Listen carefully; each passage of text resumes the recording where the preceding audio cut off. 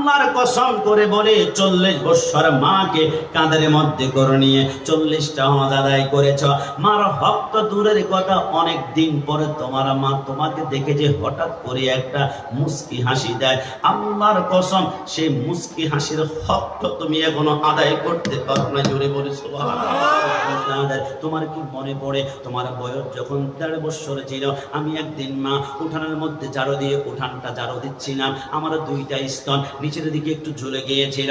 তুমি দুধের টক সহ্য করতে না পেরে দৌড়ে এসে আমি মার বুকের দুধের একটা বোঁটা তোমার মুখের ভিতরে ঢুকিয়ে তুমি দুধ পান করতে চেয়েছিলাম, আমি তোমাকে চট করে ধাক্কা দিয়েছিলাম, মনে পড়ে কিনা? বলে মা মনে পড়ে গিয়েছে। এরে আব্দুল কাদের, চট করে ধাক্কা দেওয়ার কারণে 1 ফোঁটা দুধ তুমি পান করতে পারো নাই, তবে তোমার জিহ্বার মধ্যে ঠোঁটের মধ্যে 1 ফোঁটা দুধ আটকে ছিল। বলে মা মনে পড়ে গিয়েছে। আব্দুল কাদের কিছুক্ষণ করে জিহ্বাটা বের করে ওই যে ঠোঁটের মধ্যে 1 ফোঁটা দুধ আটকে ছিল সেই জিহ্বা দিয়ে লেহম দিয়ে চুষণ করে করে তুমি পান করেছিলে, মনে পড়ে কিনা? বলে মনে পড়ে গিয়েছে। এবার গৌসুল আজমের মা কান্না করতে লাগলেন, আব্দুল কাদের যাও আল্লাহর জান্নাতে যাও, কোনো অভিযোগ নাই, তবে একটা শর্ত, ওই যে ঠোঁটের মধ্যে 1 ফোঁটা দুধ আটকে ছিল, ওই 1 ফোঁটা দুধের হক আদায় করে তারপর তুমি আল্লাহর জান্নাতে চলে যাও। গৌসুল আজম কাঁদতে শুরু করলো, পৃথিবীর মানুষ কসম খোদার করে বলি, আমার মা যদি জান্নাতের দরজার সামনে দাঁড়িয়ে মার 1 ফোঁটা দুধের হক আদায় করার জন্য বলে, আল্লাহর কসম আমি গাউসুল আজম হতে পারে, কিন্তু মার 1 ফোঁটা দুধের হক আদায় করা আমার পক্ষে সম্ভব হবে না। জোরে বলি সুবহানাল্লাহ।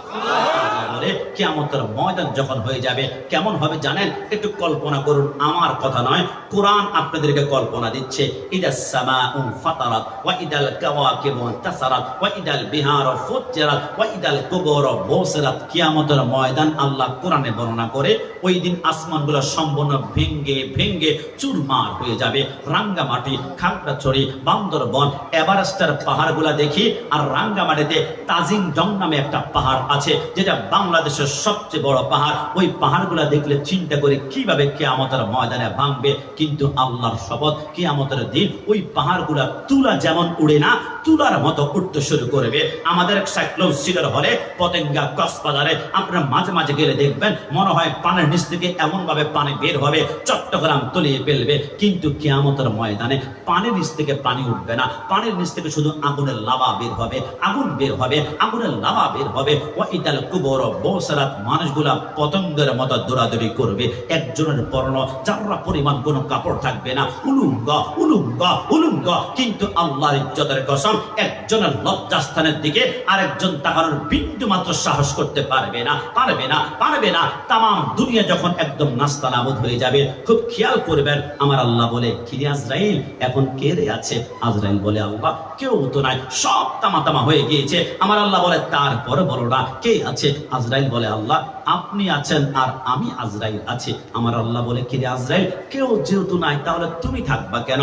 মুত ইয়া আজরাইল, সারা জীবন মা থেকে সন্তান নিয়েছ, সন্তান থেকে মা নিয়েছ, স্বামী থেকে স্ত্রী নিয়েছ, স্ত্রী থেকে স্বামী নিয়েছ, এই মুহূর্তে তোমার নিজের রূহটা তোমাকে নিজে কবজ করতে হবে। আজরাইল যখন নিজের রূহটা নিজে কবজ শুরু করবে, মাকামে নবুয়তের মধ্যে লেখে আজরাইল এত জোরে একটা চিৎকার মারবে, গোটা জমিনটা 3 বার থরথর থরথর থরথর করে কাঁপবে। আচ্ছা, আল্লাহকে রাজি করার জন্য আমরা সকলেই জানি আদম সফিউল্লাহ 350 বছর কেঁদেছিল। কি বলে? বাবা, রব্বানা যালামনা আনফুসানা ওয়া ইল্লাম তাগফির লানা ওয়া তারহামনা লানাকুনান্না মিনাল খাসিরিন। কেন কাঁদলো? আল্লাহকে রাজি করার জন্য।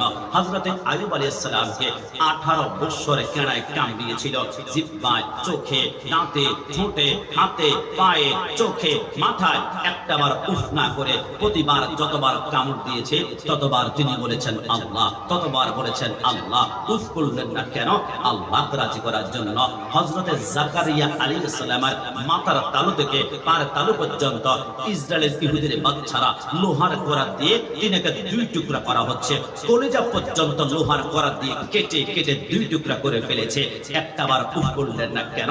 আল্লাহকে রাজি করার করার জন্য মুসা কালিমুল্লাহ তুর পাহাড়ে উঠে বলেছিল, রব্বি আরনি, আল্লাহ তোমাকে দেখতে চাই। আমার আল্লাহ বলে, লান তারানি, আমাকে দেখা যাবে না।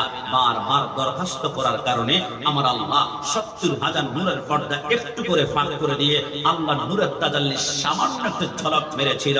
গোটা তুর পাহাড়টা জ্বলে জ্বলে জ্বলে সুরমা হয়ে গিয়েছে। যে সুরমা আমরা চোখের মধ্যে এখন লাগাই, তিনি উফ করলেন না কেন? আল্লাহকে রাজি করার জন্য। হযরত ইউনূস আলাইহিস সালাম মাছের পেটে 40 দিন কোন দোয়াটা পড়েছিল? লা ইলাহা ইল্লা আনতা সুবহানাকা ইন্নী কুনতু মিনাজ জালিমিন। একটাবার উফ করলেন না কেন? আল্লাহকে রাজি করার জন্য। আপনারা কি ভুলে গিয়েছেন ইব্রাহিম খলিলুল্লাহ নমরুদের আগুনে যখন পড়তে লাগলো, জিবরাইল বলে, আপনি আল্লাহর কাছে সাহায্য চান। ইব্রাহিম আলাইহিস সালাম মুস্কি মুস্কি হেসে বলেছিল, জানতা হে ও মেরা রব জলিল আগ মে পড়তা হে আব উসকা ফেলেন। আমি কেন চাইবো? আল্লাহ কি দেখে না? তার একত্ব, তার খোদাইত্ব প্রমাণ করার জন্য আমি আগুনে পড়ছি। তিনি একটাবার উফ করলেন না কেন? আল্লাহকে রাজি করার জন্য। আপনি অবাক হয়ে যাবেন, ইব্রাহিম আলাইহিস সালাম 89 বছর পর্যন্ত আল্লাহর কাছে একটা ফরিয়াদ করেছিল, রব্বি হাবলি মিনাস সলিহিন, রব্বি হাবলি মিনাস সলিহিন। আল্লাহ একটা নেক সন্তান দিন না, নেক সন্তান দিন না, নেক সন্তান দিন না। 89 বছর পরে একটা নেক সন্তান আগমন করেছে, ইসমাইল জবিউল্লাহ। ওই সন্তানকে এত ভালোবাসা, এত মহাব্বত, কিন্তু 8 বছর বয়সে তার গলায় কুরবানি করার জন্য ছুরি ধরল কেন? আল্লাহকে রাজি করার জন্য। আমরা ইশরা নামাজে সিজদার মধ্যে পড়েছি সুবহান রাব্বিল আলা, সুবহান রাব্বিল আলা। কেন পড়েছি? আল্লাহকে রাজি করার জন্য। তাহলে ক্লিয়ার হয়ে গেল, আদম থেকে শুরু করে ঈসা, ঈসা থেকে শুরু করে আজকের দিন পর্যন্ত সবাই আল্লাহকে রাজি করতে চায়, আল্লাহকে রাজি করতে চায়, আল্লাহকে রাজি করতে চায়। আল্লাহ, আমরা বাংলার মুসলমান, আমরা গুনাহগার, সবাই চায় আপনাকে রাজি করতে। আল্লাহ একটু বলুন না, আপনি কি কাউকে রাজি করতে চান? আমার আল্লাহ বলে, গোটা পৃথিবীর মানুষকে শুনিয়ে দাও, তাম দুনিয়া চায় আমাকে, আমি আল্লাহ চাই একজনকে। তাম দুনিয়া চায় আমাকে খুশি করতে, আমি আল্লাহ চাই একজনকে খুশি করতে, একজনকে, একজনকে। আল্লাহ তিনি কে? আমার আল্লাহ বলে, কাদ নারা তাকাল্লুবা ওয়াজিকা ফিস সামাই ফালা নুওয়াল্লিয়ান্নাকা কিবলাতান তারদা। তাম দুনিয়া চায় আমি আল্লাহকে, আর আমি আল্লাহ চাই আমার বন্ধু মদিনাওয়ালা নবীকে। চিৎকার মেরে বলি সুবহান। তাকবীর, নারা রিসালাত, শাহনশাহে মদিনা, আহলে সুন্নাত ওয়াল জামাত। তামাম দুনিয়া চায় আল্লাহকে, আল্লাহ চায় তার বন্ধুকে। আজকে একটা কথা মনে রাখবেন, আপনার অন্তরে এশকে থাকলে কথা কন্ট্রোল করতে পারবেন, না হয় আপনি আমাকে বিদআতি বলে গালি দিবেন।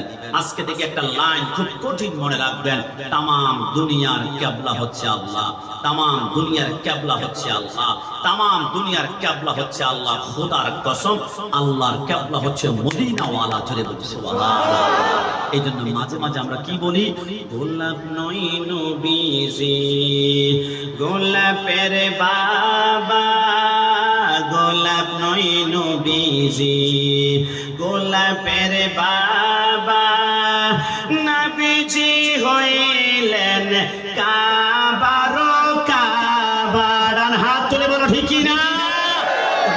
গোলাপ নই নবীজি, গোলাপের বাবা, নবীজি হইলেন কাবার কাবা। নবীজির শোকেতে কাবা হইয়াছে কালা। ইয়া মুহাম্মদ মুস্তাফা নবী সাল্লাল্লাহু আলা, ইয়া মুহাম্মদ মুস্তাফা নবী সাল্লাল্লাহু আলা।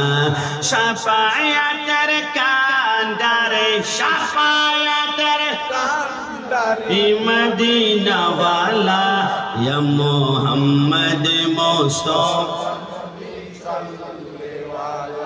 ইয়া মুহাম্মদ মুস্তাফা নবী লেওয়ালা। ওই মদিনা ওয়ালা নবীর মহব্বতে আজকে আজিমুশান মাহফিলের সম্মানিত সভাপতি, আপনাদের সকলের সুপরিচিত আমার সম্মানিত পিতৃতুল্য আলহাজ মোহাম্মদ তৈয়ব সাহেব, প্রধান উপদেষ্টা মাহফিল পরিচালনা কমিটি, সভাপতি সাহেবকে অভিনন্দন জানিয়ে কলিজার ভিতর থেকে সবাই জবান খুলে চিৎকার মেরে একবার বলি মারহাবা। বিশেষ করে আজকের মাহফিলের প্রধান মেহমান লক্ষ লক্ষ ছাত্রের যিনি মাথার তাজ এবং জিনার কদম দুলে আমরা পেলে আমাদের চোখের সুরমা বানাতে আমরা বেশি পছন্দ করি। জিনাদের সামনে বসার কারণে আজকে চেয়ারে বসার একটু একটু আমরা যোগ্যতা পেয়েছি, না হয় এলএম সার্টিফিকেট দিয়ে এই চেয়ারে বসা যায় না।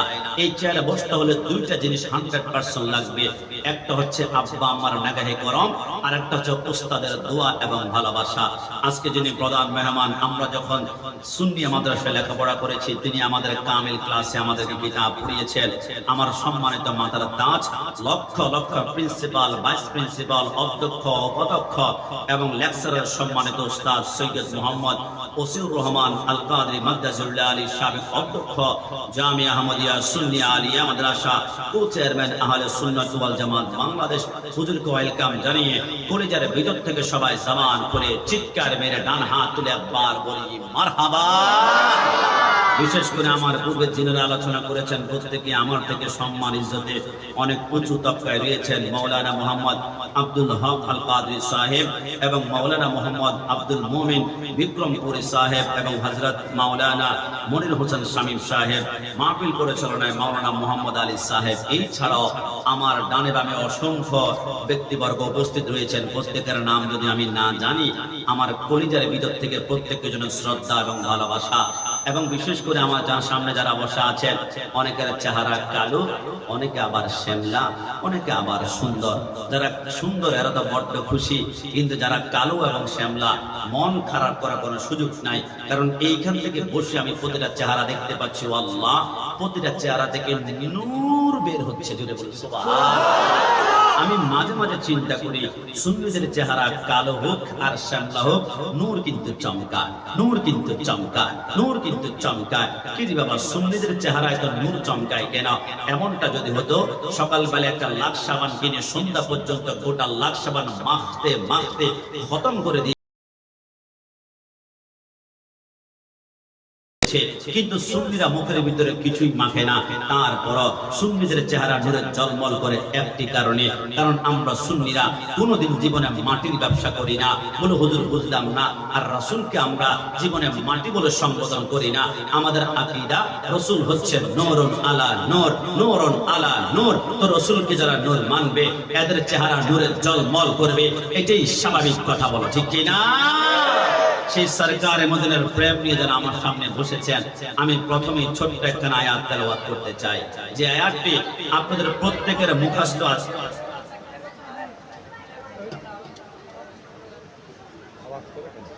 পত্র একটু কন্ট্রোল করে, কেউ যদি কথা না বলে কেমন কেন দেখিও।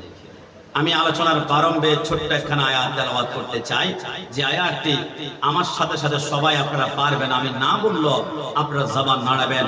আর সেই আয়াতটা হচ্ছে কুল্লু নাফসিন যায়িকাতুল মউত। যে জন্মগ্রহণ করেছে মৃত্যুটাকে বরণ করতে হবে, এই কথার মধ্যে কোনো সন্দেহ আছে? একটু জবান করে সন্দেহ আছে? বৃষ্টি পড়বে, যতটুকু পারেন নিজেকে কন্ট্রোল করব। আমার গায়ে বৃষ্টি পড়ছে, ঠান্ডা লাগছে, পাঞ্জাবি বিচ্ছে, এই মুহূর্তে আমার আল্লাহ আমাদেরকে দেখার ক্ষমতা আছে কিনা? একটু জবান খুলে বলে আছে কিনা? আমি বলবো না যে আপনার বৃষ্টি ভিজতে হবে, আজকে দেখিয়ে দিতে হবে ইমান কেমন। তবে যতটুকু কন্ট্রোলের ভিতরে আপনারা পারেন সবর করে বুঝবেন, আল্লাহর জান্নাতের বাগানে বসেছি, আল্লাহ মেহেরবানি করবে।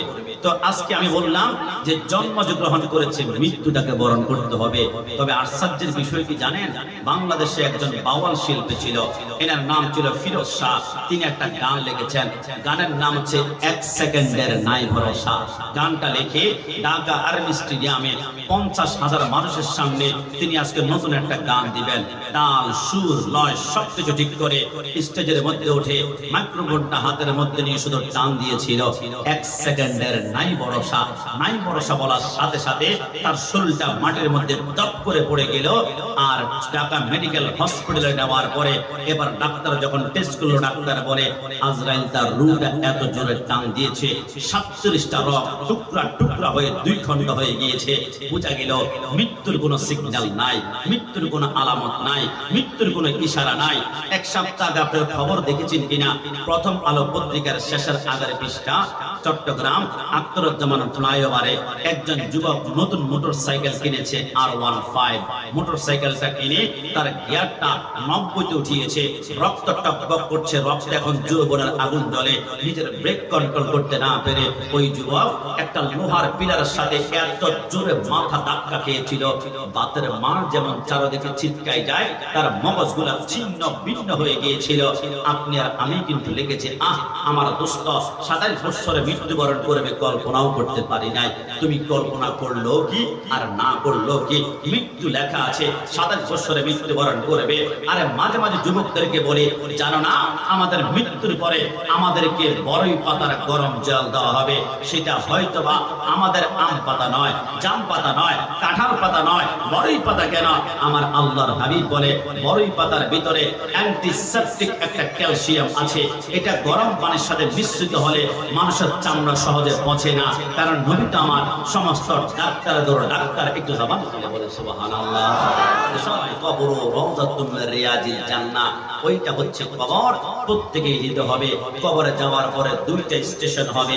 কোন স্টেশনে আপনি যাবেন, আপনি আজকের প্যান্ডেল থেকে বের হওয়ার আগে সিদ্ধান্ত নিতে হবে। নবী 2টি স্টেশন কি?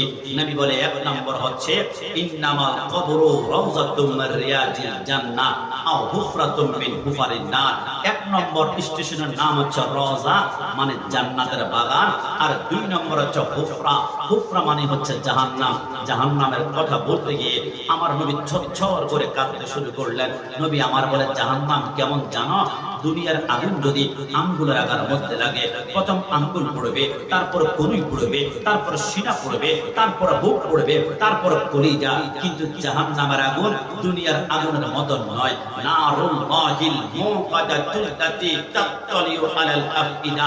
আল্লাহর কসম, জাহান্নামের আগুন আঙ্গুলে লাগবে তো প্রথম আঙ্গুল নয়, প্রথম শিনশিন করে কলিজাটা জ্বালিয়ে জ্বালিয়ে আঙ্কার করে ফেলবে। কিছুক্ষণ পরে আপনি বলবেন, আল্লাহ তৃষ্ণা লেগেছে, পানি দাও না, পানি দাও না, পানি দাও না। জাহান্নামে কোনো ঠান্ডা পানি পাওয়া যাবে না, ইল্লা হামিমা ওয়া গাসাকা। সেইখানে গরম গরম পুষ দেওয়া হবে। ওই যে ব্রাউন টিপ দিলে পুষ বের করেছি, পোড়া টিপ দিলে পুষ বের করেছি, টিস্যু দিয়ে মুছে ফেলে দিয়েছি, মালিক নামক ফেরেশতা ওই পুষগুলো একটা জায়গায় সংগ্রহ করে জাহান্নামের আগুনে পুড়িয়ে পুড়িয়ে সেটাকে উত্তপ্ত করবে। আপনি আর আমি যখন জাহান্নামে হাওমা করে পানির জন্য কান্না করব, আমাদেরকে সেই গরম পুষগুলো দেওয়া হবে। তো আমরা যখন গিলবো, যতক্ষণ গিলবো শরীরের মাংসগুলো জমিনে পড়ে গেলে একটা কথা, কিন্তু জমিনে পড়বে না, তার টাকনুর মধ্যে এসে সমস্ত গোশতগুলো আটকে থাকবে। আপনি যখন দৌড়াবেন, গোশতগুলো আপনার সাথে দৌড়াবে। আপনি যখন দৌড়াবেন, পুষগুলা দৌড়াবে।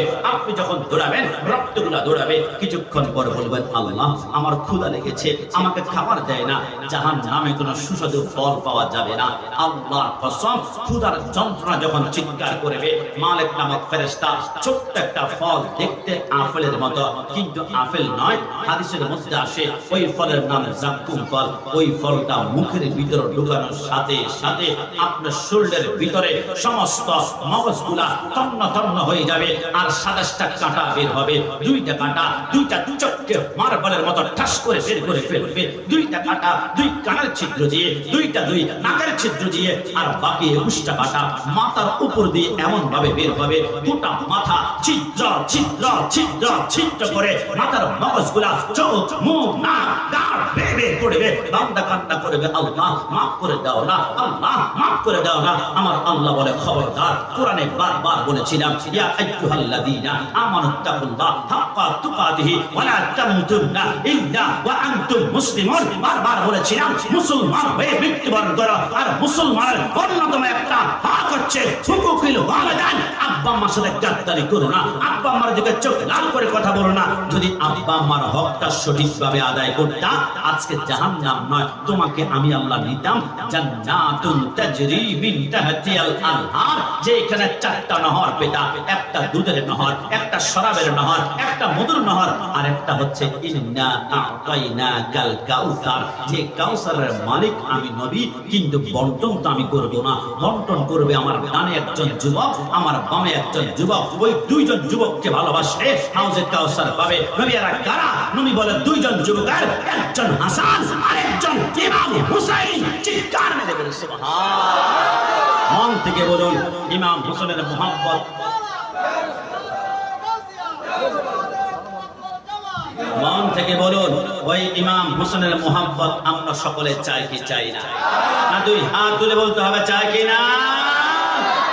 এবার সেই কবর বলবে, যদি কারো তোমার আব্বা আম্মার হক আদায় করার চেষ্টা করো। আজকে অনেক যুবক ঘর থেকে বের হওয়ার সময় আব্বা আম্মার দিকে চোখ লাল করে কথা বলে আসছি, আব্বা মা বলেছে এটা করো না। আরে তোমরা 30 বছর আগের মহিলা বুঝবা, আমি স্মার্ট বাংলাদেশের ছেলে, অনেক আধুনিক হয়ে গিয়েছে, আব্বা আমাকে ধমক দিবা না। কারণ ওয়াকাদা রাব্বুকা আল্লা তা'বুদু ইল্লা ইয়্যাহু ওয়া বিল ওয়ালিদাইনি ইহসানা। একটু জবান খুলে বলুন সুবহানাল্লাহ। যুবক আমার, পর্দা নিশিন মা বোনেরা, আমি জানি না আপনাদেরকে বোঝাতে পারবো কিনা, কোন আব্বা আম্মার কথা বললে আপনাদের চোখের পানিগুলো টপ টপ করে বের হবে। আজকে থেকে একটা কথা মনে রাখবেন, আটলান্টিক মহাসাগরে বলেন, প্রশান্ত মহাসাগরে বলেন, বঙ্গোপসাগরে বলেন, কর্ণফুলী নদী বলেন, পদ্মা মেঘনা যমুনা বলেন, তামাম দুনিয়ার পানিগুলো যদি জাহান্নামের মধ্যে ছেড়ে দেওয়া হয়, আল্লাহর কসম করে বলি জাহান্নামের আগুনের বিন্দু মাত্র তাপ কমবে না, বিন্দু মাত্র তাপ কমবে না। কিন্তু আব্বা আম্মার মহব্বত নিয়ে এক ফোঁটা চোখের পানি চোখ থেকে যদি বের হয়ে যায়, জাহান্নামকে ঠান্ডা বানিয়ে আমার আল্লাহ জান্নাতের বাগান বানিয়ে দিবে। জোরে বলি সুবহানাল্লাহ।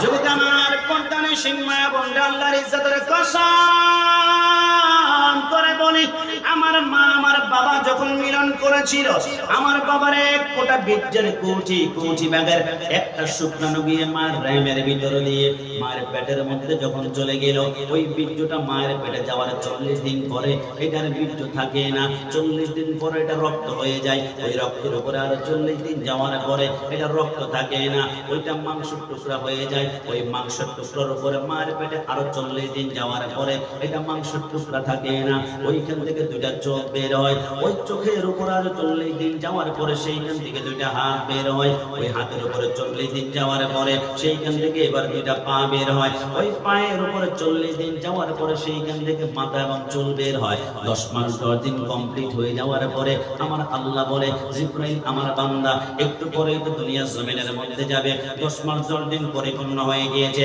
আরে জিবরাইল আমার বান্দা মার পেটের মধ্যে কেমন পজিশনের মধ্যে রয়েছে একটু বলো না। জিবরাইল বলে, আল্লাহ আপনার বান্দার দুইটা পা মার পেটের নিচের দিকে দেখা যায় আর মাথাটা উপরের দিকে। আমার আল্লাহ বলে, না না, আমার বান্দার দুইটা পা যদি মার পেটের নিচের দিকে থাকে, চট্টগ্রাম মেডিকেলে নেওয়ার পরে কোন নার্স যদি আমার বান্দাকে দুনিয়ার জমিনে বের করার জন্য তার দুইটা পা ধরে টান মারে, আমার বান্দার উল্টা দিকে দুইটা হাত ভেঙে যাওয়ার সম্ভাবনা রয়েছে। জিবরাইল যা আমার বান্দার কোমর ধর, তার মাথাটা তাড়াতাড়ি নিচের দিকে নামা আর পাগুলো উপরের দিকে ওঠা। জিবরাইল বলে, আল্লাহর নির্দেশ পেয়ে আমি একটা সেকেন্ড দেরি না করে আমার 3টা আঙ্গুল দিয়ে খপ করে বান্দার কোমরের মধ্যে ধরে আমি যখন মাথাটা নিচের দিকে নামাই, ওই পাগুলো উপরের দিকে ওঠাই, ওই কচি কোমরে খপ করে 3 আঙ্গুল দিয়ে ধরার কারণে এই বেটাটা আমি সহ্য করতে পারি নাই, আপনারা পারেন নাই। ওই মুহূর্তে দুনিয়ার প্রতিটা সন্তান মার কলিজা বরাবর এত জোরে একটা লাথি মেরেছিল, ওই লাথি সহ্য করতে না পেরে অনেক মা দুনিয়ার জমিনে মৃত্যুবরণ করে ফেলেছে, আবার অনেক মা জ্ঞান হারিয়ে ফেলেছে। আসমানের সমস্ত ফেরেশতা কান্না শুরু করল, আল্লাহ মনে হয় যেন মা সন্তান দুইজন মৃত্যুবরণ করেছে, কোনো আওয়াজ পাওয়া যায় না। আমার আল্লাহ বলে, না, সন্তান জন্ম দেওয়ার সময় মা সন্তান দুইজন যদি মৃত্যুবরণ করে তামাম দুনিয়া তো মরুভূমি হয়ে যাবে। আরে জিবরাইল মেডিকেল সায়েন্স ব্যবহার কর, আল্লাহ এটা আবার কেমন? আমার আল্লাহ বলে, যে সন্তান কান্না করে না তার পিঠের মধ্যে তুমি 3টা আঙ্গুল দিয়ে 3বার ঘষা মারো। জিবরাইল বলে, 1বার ঘষা দে, 2বার ঘষা দে, 3বার ঘষা দেওয়ার সাথে সাথে সন্তানটা ওয়াও ওয়াও করে কান্না করে ওঠে। যেই মাকে ইনজেকশন দিলে জ্ঞান ফেরানো যায় না, যেই মাকে ধাক্কা দিলে জ্ঞান ফেরানো যায় না, আল্লাহর কসম সন্তানের ওয়াও কান্নার আওয়াজটা মায়ের কানে যেতে দেরি হয়, মায়ের জ্ঞানটা ফিরতে 1 একটা সেকেন্ড সময় লাগে না, একটু জবান খুলে বলছি। দুনিয়াতে আসার পরে মার স্তন থেকে আমরা একটানা 2 বছর দুধ পান করেছি। অনেক যুবক বলবেন হুজুর 2 বছরে এক ফোঁটা করে 2 বছরে দুধ পান করেছে, কতটুকু ইয়ার করেছে? ইংল্যান্ড অক্সফোর্ড বিশ্ববিদ্যালয়ের 100 জন খ্রিস্টান বলে তোমরা বাদ দাও, মার 2 বছরের দুধ, মার 1 ফোঁটা দুধ নিয়ে আমরা 1 বছর গবেষণা করলাম। আমরা 1 বছর গবেষণা করার পরে মার 1 ফোঁটা দুধের ভিতরে আল্লাহর এমন একটা কুদরত দেখতে পারলাম, যে কুদরত দেখে আমি 100 জন খ্রিস্টান কালেমা পড়ে আমরা মুসলমান হয়ে গেলাম। বলে কি কুদরত? ওই বৈজ্ঞানিকরা বলে আল্লাহর কসম করে বলে আমরা দেখলাম মার 1 ফোঁটা দুধের ভিতরে আমার আল্লাহ দুনিয়ার 180 রকমের ফলের রস ঢুকিয়ে দিয়েছে। জোরে বলে সুবহানাল্লাহ। আরে যুবক, কোন মায়ের সাথে কাঁদতারে আঙ্গুল তুলে কথা বলে মা এমন এক সম্পদ তুমি চিনতে পারো নাই। দুনিয়ার জমিনে আসার পরে রাতের পর রাত মা ঘুমাতে পারে না। রাত 2টা বাজে তোমার ঘুমটা তোমার মায়ের ঘুমটা একসাথে লেগে আসলো। তুমি যখন ওয়াও করে কান্না করেছিলে, আশেপাশের মানুষ বলে বিরক্তকর কান্নার আওয়াজে ঘুমাতে পারি না, কিন্তু সবাই চলে গেল।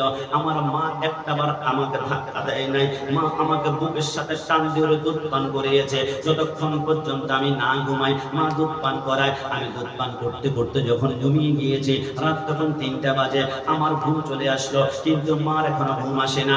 আধা ঘন্টা পরে মার যখন ঘুম আসলো, আমি আবার যখন কান্না করলাম, মা আমাকে ধাক্কা দেয় না, মা আমাকে বুকের সাথে টান দিয়ে আবার দুধ পান করায়। 2 বছর পর্যন্ত দুধ পান করিয়েছে। তাফসীরকারগণ বলে ওই 2 বছরের দুধগুলো যদি একটা পাল্লায় রেখে তোমরা ওজন দিয়ে দেখো, আল্লাহর কসম তোমরা দেখবে 2 বছরে মার স্তন থেকে অন্তত পক্ষে তোমরা 27 মণ দুধ পান করেছো। জোরে বলে সুবহানাল্লাহ। মাজালিসের মধ্যে চমৎকার করে লিখেছে, আমি কোন মায়ের কথা বলছি জানো? একজন মায়ের পেটের ভিতরে সর্বোচ্চ খালি জায়গা মাত্র 10 ইঞ্চি জায়গা। সন্তান যখন মায়ের পেটের মধ্যে 7 মাস 10 দিন বয়স হয়ে যায়, মায়ের পেটে 10 ইঞ্চি জায়গা আর যারা পরিমাণ খালি থাকে না। 7 মাস 10 দিনের মাথা মায়ের পেটটা সম্পূর্ণ ভরাট হয়ে যায়। সন্তানের চোখের কারণে, পায়ের কারণে, হাতের কারণে। বৈজ্ঞানিকরা বলে আমরা চিন্তা করলাম 7 মাস 10 দিনের মাথা যদি মায়ের পেটটা সম্পূর্ণ 10 ইঞ্চি ভরাট হয়ে যায়, সন্তান তো 10 মাস 10 দিন মায়ের গর্ভে থাকবে, তাহলে আরো 3 মাস থাকতে হবে। আরো 3 মাসে সন্তানটা 3 ইঞ্চি বড় হবে। সন্তান যাবে কোথায়? মায়ের গর্ভের ভিতরে চাররা পরিমাণ জায়গা নাই। 7 মাস 10 দিন পরে দেখবেন মাদের পেটটা পেটের জায়গায় থাকে না, আস্তে আস্তে করে বড় হয়ে যায়, আস্তে আস্তে করে বড় হয়ে যায়। আগেরকার 3 পিস গুলা গায়ে আর লাগে না, মেক্সি গুলা আর গায়ে লাগে না, নতুন করে ঢোলা ঢোলা ক্রমে 3 পিস শিলাতে হয়, মেক্সি শিলাতে হয়। কেন জানেন? বৈজ্ঞানিকরা বলে 7 মাস 10 দিনের মাথা যদি মায়ের পেটটা সম্পূর্ণ ভরাট হয়ে যায়, তাহলে মা সন্তান যদি মায়ের পেটে 3 মাসে 3 ইঞ্চি বড় হয়, সন্তান যাবে কোথায়? বৈজ্ঞানিকরা বলে আমরা দেরি না করে মায়ের পেটের মধ্যে মাইক্রোস্কোপ নামক একটা যন্ত্র লাগিয়ে সামনে একটা স্ক্যান লাগায়। 7 মাস 10 দিনের পরে সন্তান যখন 1 মাস বড় হয়ে 8 মাস 10 দিন বয়স হয়ে যাবে, সন্তান যায় কোথায়? আমরা একটু দেখতে চাই মায়ের পেটটা আবার ফেটে যায় কিনা। আল্লাহর ইজ্জতের কসম করে বলে ফেরেশতারা বলেন না, বুঝাতে পারবো না। সন্তান যখন 7 মাস 10 দিন পর থেকে 8 মাস 10 দিন বয়সে 1 ইঞ্চি বড় হয়, সন্তান এখন আর পেটের ভিতরে ডানে জায়গা পায় না, বামে জায়গা পায় না, সামনে জায়গা পায় না, পিছনে জায়গা পায় না, কোথাও যখন জায়গা পায় না, 1 মিনিট পরে সন্তানের নিঃশ্বাসটা একটু করে মনে হয় যেন বন্ধ হয়ে যাবে। আপনি আর আমি ওই কষ্টের সমস্যা সহ্য করতে না পেরে আমরা মার কলিজা বরাবর এত জোরে একটা লাথি মারে। বৈজ্ঞানিকরা বলে আমরা সফটওয়্যার মাধ্যমে দেখি 8 মাস 10 দিনের মাথা তুমি যে লাথিটা মেরেছ, প্রত্যেকটা সন্তানের ওই লাথির কারণে মার কলিজাটা 1 ইঞ্চি উপর দিকে উঠে গিয়েছে। এখন মা আগের মতো আর খাওয়া খেতে পারে না, ডানে কাট হতে পারে না, বামে কাট হতে পারে না, মনে হয় কলিজা শরীর থেকে বের হয়ে যাবে। সন্তানের বয়স যখন 9 মাস 10 দিনের মতো হয়ে যায়, সন্তান 1 ইঞ্চি বড় হয়, আরেকবার মার কলিজায় লাথি মারে, মার কলিজা 3 ইঞ্চি উপরের দিকে উঠে যায়।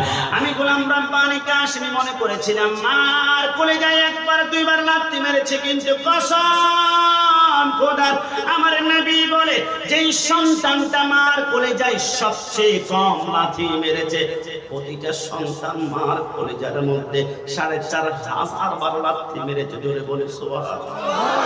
আমি গোলাম রাব্বানি কাশিমের চিন্তা করলাম, আমি বুঝি আমার মার কলেজায় 4,500 বার লাথি মেরেছি। এবারে দুনিয়াতে আসার পরে আমরা মার খেদমতের মধ্যে লেগে যাই, কিন্তু আমার অবাক হয়ে যায় অনেক যুবক বলে হুজুর আব্বা আম্মার খেদমত তো আমি কবুল করে ফেলেছি।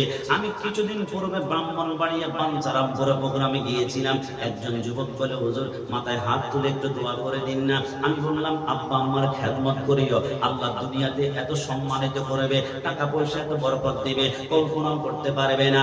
ওই যুবক বলে হুজুর বিশ্বাস করুন কেন জানি মনে হয় আমার আব্বা আম্মার হক আমি কিছুটা হলেও আদায় করে ফেলেছি। আমি বললাম কিভাবে? বলে হুজুর আব্বা আম্মার নামে আমি 5 লাখ করে 2টা ডিপিএস করে দিয়েছি।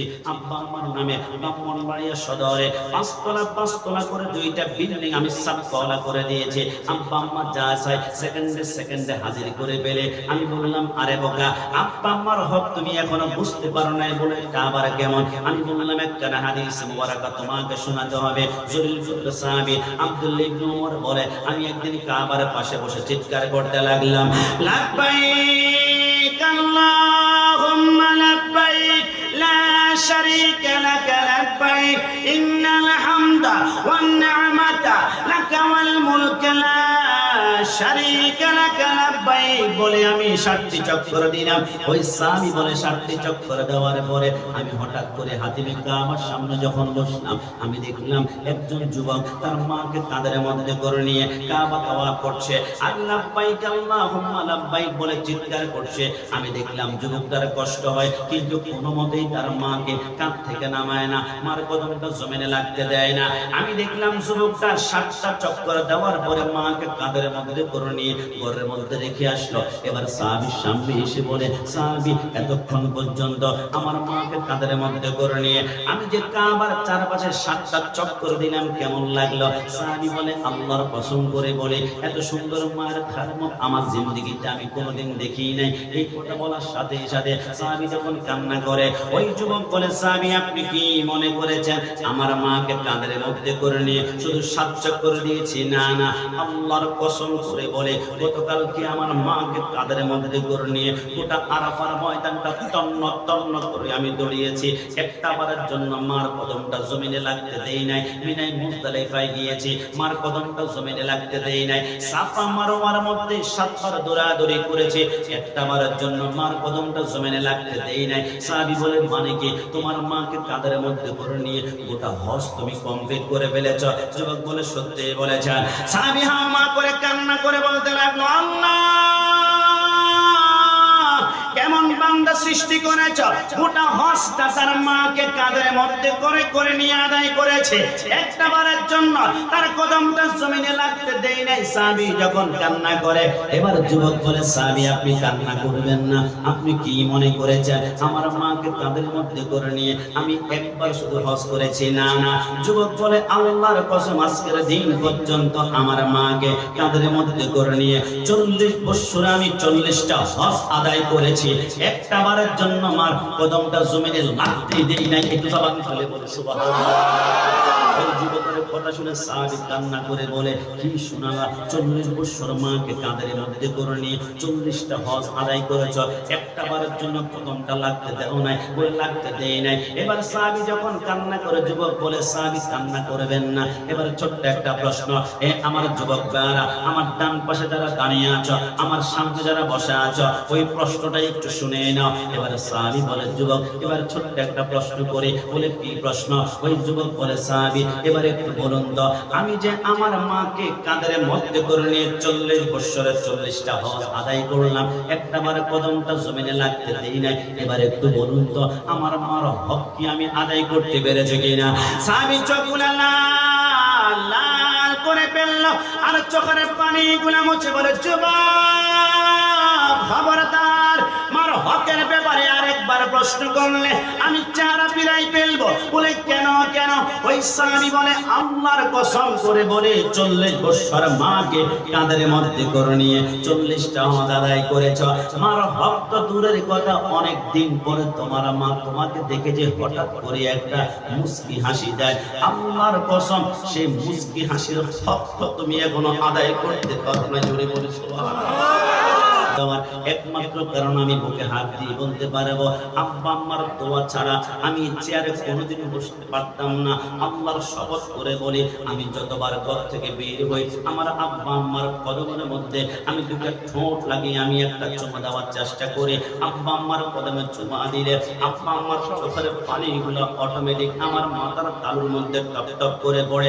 আব্বা আম্মার চোখের পানি আমার জন্য দোয়া হয়ে যায়। আরে যুবক, আব্বা আম্মা কেমন জিনিস না বুঝতে পারো না। গত সেপ্টেম্বরে আমি উমরার জন্য আমি চট্টগ্রাম পাসপোর্ট অফিসে যাওয়ার পরে আমার পাসপোর্টটা জমা দিলাম। জমা দেওয়ার পরে আমি পাসপোর্টটা নিয়ে এবার ঘরের মধ্যে গেলাম। আমার মাকে দুষ্টামি করে বলছি, মা আমি তো মদিনায় যাব, জীবনে একবার আশা করেছিলাম, আল্লাহর হাবিব মনে কবুল করেছে। এই কথা বলার পরে আমার মাকে আমি দুষ্টামি করে বলছিলাম, মা আপনি কি আমার সাথে মদিনায় যাবেন কিনা? কোনো কথা আমার মা বলে না, শুধু চোখের পানিগুলা টপ টপ করে পড়তে শুরু করলো। আমার বুঝতে বাকি রইল না, আমার মারও মদিনায় যেতে মন চায়। আমি বললাম আগামীকাল আবার পাসপোর্ট অফিসে যাব। আমি আমার জীবনের সত্যি কাল্পনিক কোনো গল্প নয়, আমার মাকে নিয়ে আমি পাসপোর্ট অফিসে গেলাম। আমার বাবা বলে আমারও তো মন চাই মদিনায় যেতে। আমি বললাম তকদির খুলে গিয়েছে, আব্বা আম্মা দুইজনকে মদিনায় নিতে পারলে আমার জিন্দেগিতে আর কি লাগবে। পাসপোর্ট অফিসে যেয়ে পাসপোর্টটা করলাম। 1 মাস পরে পাসপোর্টটা যখন দিল, এবার চট্টগ্রাম শাহ আমানত বিমানবন্দর থেকে আব্বা আম্মাকে মদিনার বিমানে উঠিয়ে দিলাম। মদিনা যাওয়ার পরে বিকাল বেলায় হোয়াটসঅ্যাপে আমি একটা ভিডিও কল দিলাম। ভিডিও কলে আমার আব্বা আম্মার চেহারা যখন বেশি আসলো, আমার আব্বা আম্মা কোনো মতে কথা বলতে পারছে না, শুধু চোখের পানিগুলো টল টল করে পড়তে শুরু করলো।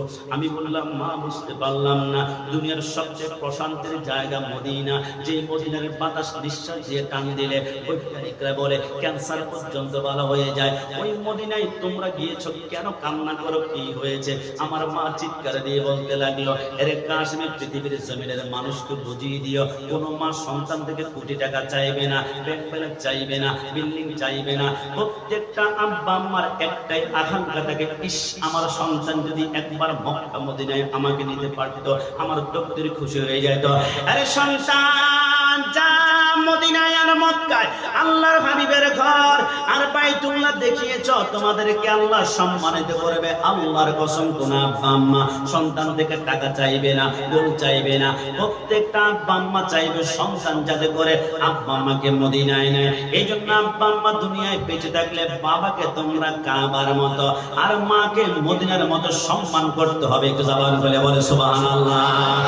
ইদাস সামাউ ফাতারাত ওয়া ইদাল কাওয়াকিবু ইনতাসারাত। কিয়ামতের ময়দান যখন হবে, আমি মিথ্যা কথা বললে আমার জিহ্বাটা বন্ধ হয়ে যাবে। ওই কিয়ামতের ময়দানে 4টা স্টেশন হবে, একটা হবে মিজান, একটা হবে ফুলসারাত, একটা হবে হাউজে কাউসার, আর একটা মাকামে মাহমুদ। আমার আল্লাহ যখন একজন বান্দাকে ডাক দিবে, মুকাশাফাতুল কুলুবের মধ্যে উজ্জাতুল ইসলাম ইমাম গাজ্জালি লেখে, বান্দাকে ডাকা হবে মিজান বান্দার কাছে। ফেরেশতারা অবাক হয়ে যায়, আল্লাহর নেকির পাল্লা বদরি পাল্লা সমান, একে জান্নাতে দিব নাকি জাহান্নামে দিব? আমার আল্লাহ বলে একটু অপেক্ষা করো। কিছুক্ষণ পর মারাত্মক চেহারার একজন ফেরেশতা ছোট্ট একটা কাগজের টুকরা এনে ওই বান্দার গুনার পাল্লার মধ্যে যখন ছেড়ে দিবে, গুনার পাল্লাটা ভারী হয়ে যাবে। আমার আল্লাহ বলে গ্রেফতার করো, 70,000 জাহান্নামের শিকল লাগায় কাঁদতে শুরু করো। বান্দা কাঁদতে শুরু করবে, আল্লাহ আমি তো জান্নাতও পাই না, জাহান্নামও পাই না, নেকির পাল্লা বদরি পাল্লার সমান, কিন্তু আমার গুনার পাল্লার মধ্যে ছোট্ট একটা কাগজের টুকরা ছেড়ে দেওয়ার কারণে আমার গুনার পাল্লা ভারী হয়ে গিয়েছে। ওই কাগজে এমন কি লেখা আছে যেটার কারণে আমি জাহান্নামে চলে যাচ্ছি? আমার আল্লাহ বলে বান্দাকে ডাকো। বান্দাকে ডাকা হবে, বান্দার হাতের মধ্যে ছোট্ট কাগজের টুকরা যখন দিবে, বান্দা খুলবে, খোলার পরে বলবে আল্লাহ কিছুই তো বুঝি না, এইখানে 2টা অক্ষর লেখা আছে, একটা হচ্ছে আলিফ আর একটা হচ্ছে ফা।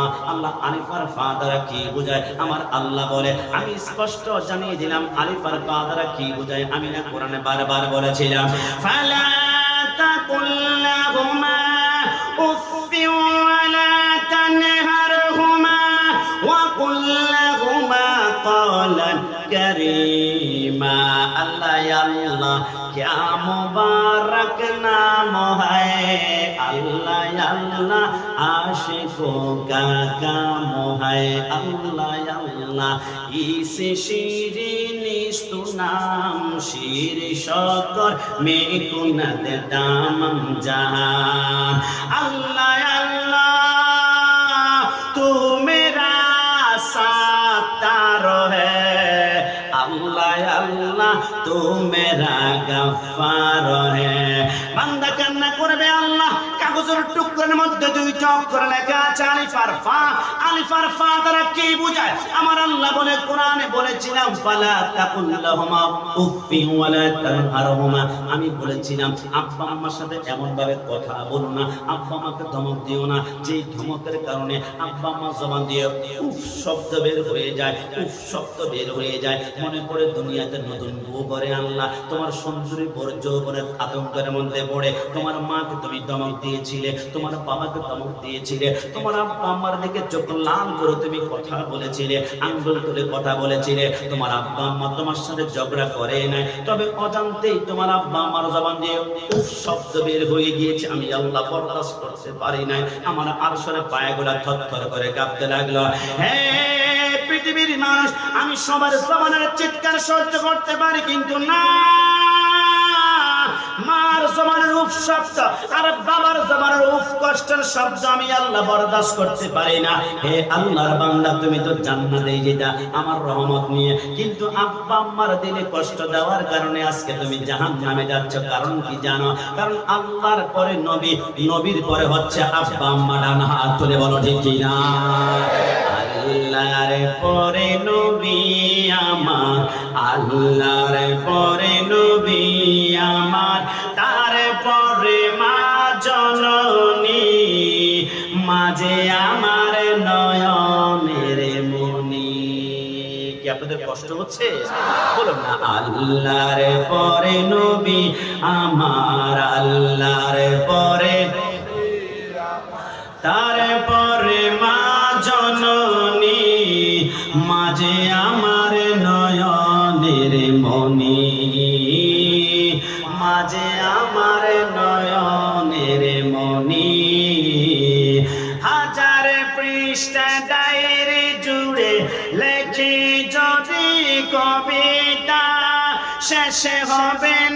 শেষে হবে না মায়ের দুঃখের কথা নিজের সুখের একটু কথা নিজের সুখের একটু কথা কখনো মা ভাবিনি মাঝে আমার নয়নের মনি শেষবারের মতন আল্লাহর পরে নবী আমার আল্লাহর পরে আমার তারপরে মা জননী মাঝে আমার নয়নের মনি মাঝে মনি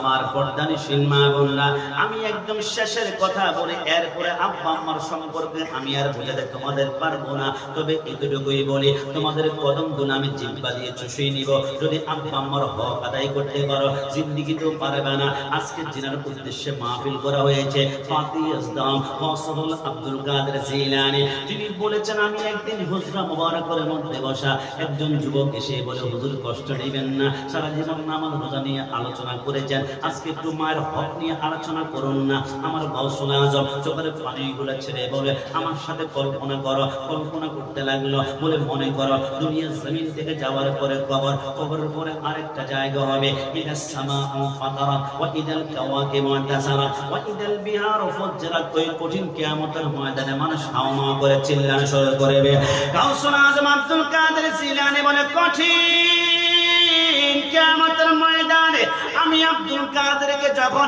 আমার আল্লাহ ডাক দিবে মিজানের পাল্লার কাছে, মিজান নির্ণয় হওয়ার পরে আমার আল্লাহ বলবে আব্দুল কাদের জিলানী তোমার অবস্থান হচ্ছে আল্লাহর জান্নাত। আমি জান্নাতের দিকে দৌড়াতে শুরু করব।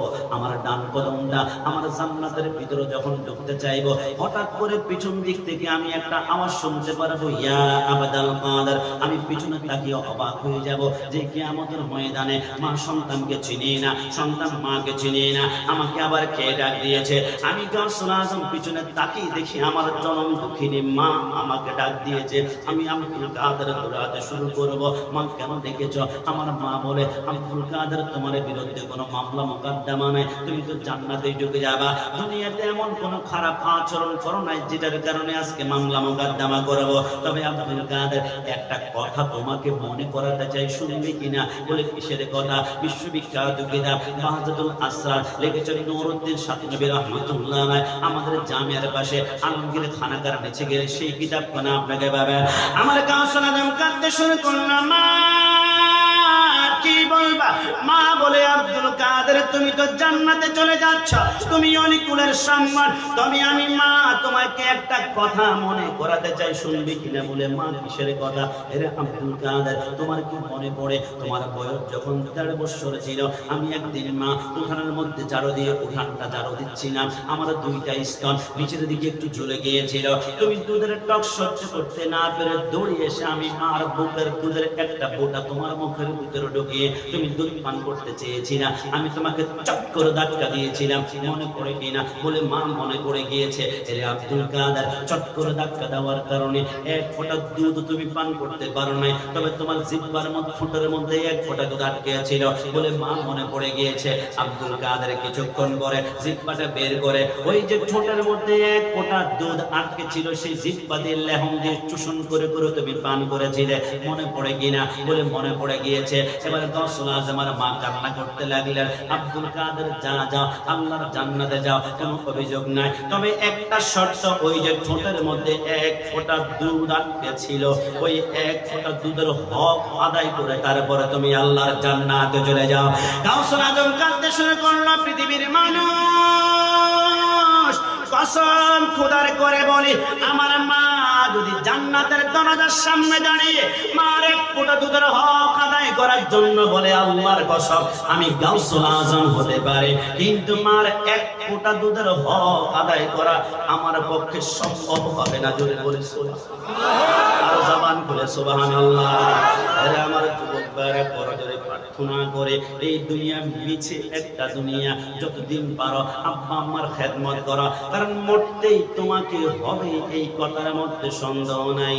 এই মিছে দুনিয়ায় তুমি থাকবা কতদিন, এই মিছে দুনিয়ায় তুমি থাকবা কতদিন, হঠাৎ করে উঠিবে বেজে, হঠাৎ করে উঠিবে বেজে, চলে যাওয়ার দিন থাকবা কতদিন। সবাই এই মিছে দুনিয়া তুমি থাকবা কতদিন, এই মিছে কতদিন, এই দুনিয়ার মিছে মায়ায় আছো তুমি ডুবে, একবারও ভাবনি তোমায় চলে যেতে হবে। ডান হাত তুলে বলো ঠিক কিনা? এই দুনিয়ার মিছে মায়ায় আছো তুমি ডুবে, একবারও ভাবনি তোমায় চলে যেতে হবে। কি হিসাবে দেবে তুমি, কি হিসাবে দেবে তুমি শেষ বিচারের দিন, এই মিছে দুনিয়ায় তুমি থাকবা কতদিন, এই মিছে দুনিয়ায় তুমি থাক শেষবারের মতন, এই মিছে দুনিয়ায় তুমি থাকবা কতদিন। দিন এই মিছি দুনিয়ায় তুমি থাকবা। সত্যিকার অর্থে বলুন, আব্বা আম্মার সাথে গাদ্দারি চলবে? আব্বা আম্মার সাথে বেয়াদবি চলবে? আব্বা আম্মা দিকে চোখ লাল করে কথা বলা চলবে? আব্বা আম্মার দিকে আঙ্গুল তুলে কথা বলা চলবে? রাসূল বলেছে, বাবাকে তোমরা কাবা জানিও, মদিনা জানিও, মাকে বাবাকে কাবার মতো সম্মান করো আর মাকে মদিনার মতো। রাসূল বলে, আমি হুজরা মুবারকের মধ্যে বসা একজন সাহাবী এসে বলে, নবী কষ্ট নেবেন না, একটু বলুন তো নবী, আমি তো ওয়াদা করেছিলাম যদি মক্কা বিজয় হয়ে যায় তাহলে মদিনা থেকে একবার হলো মক্কা গিয়ে আমি কাবার চৌকাঠে চুমা খাবো, কিন্তু নবী আজকে 2টা বছর হয়ে গেল, আমার টাকা নাই, আমার পয়সা নাই, আমার রুপিয়া, আমার ডলার, আমার কিছু নাই, আমি যেতে পারছি না, আমি কি কাবার চৌকাঠে চুমু খেতে পারবো না? আমার মানবত কি শেষ হয়ে যাবে?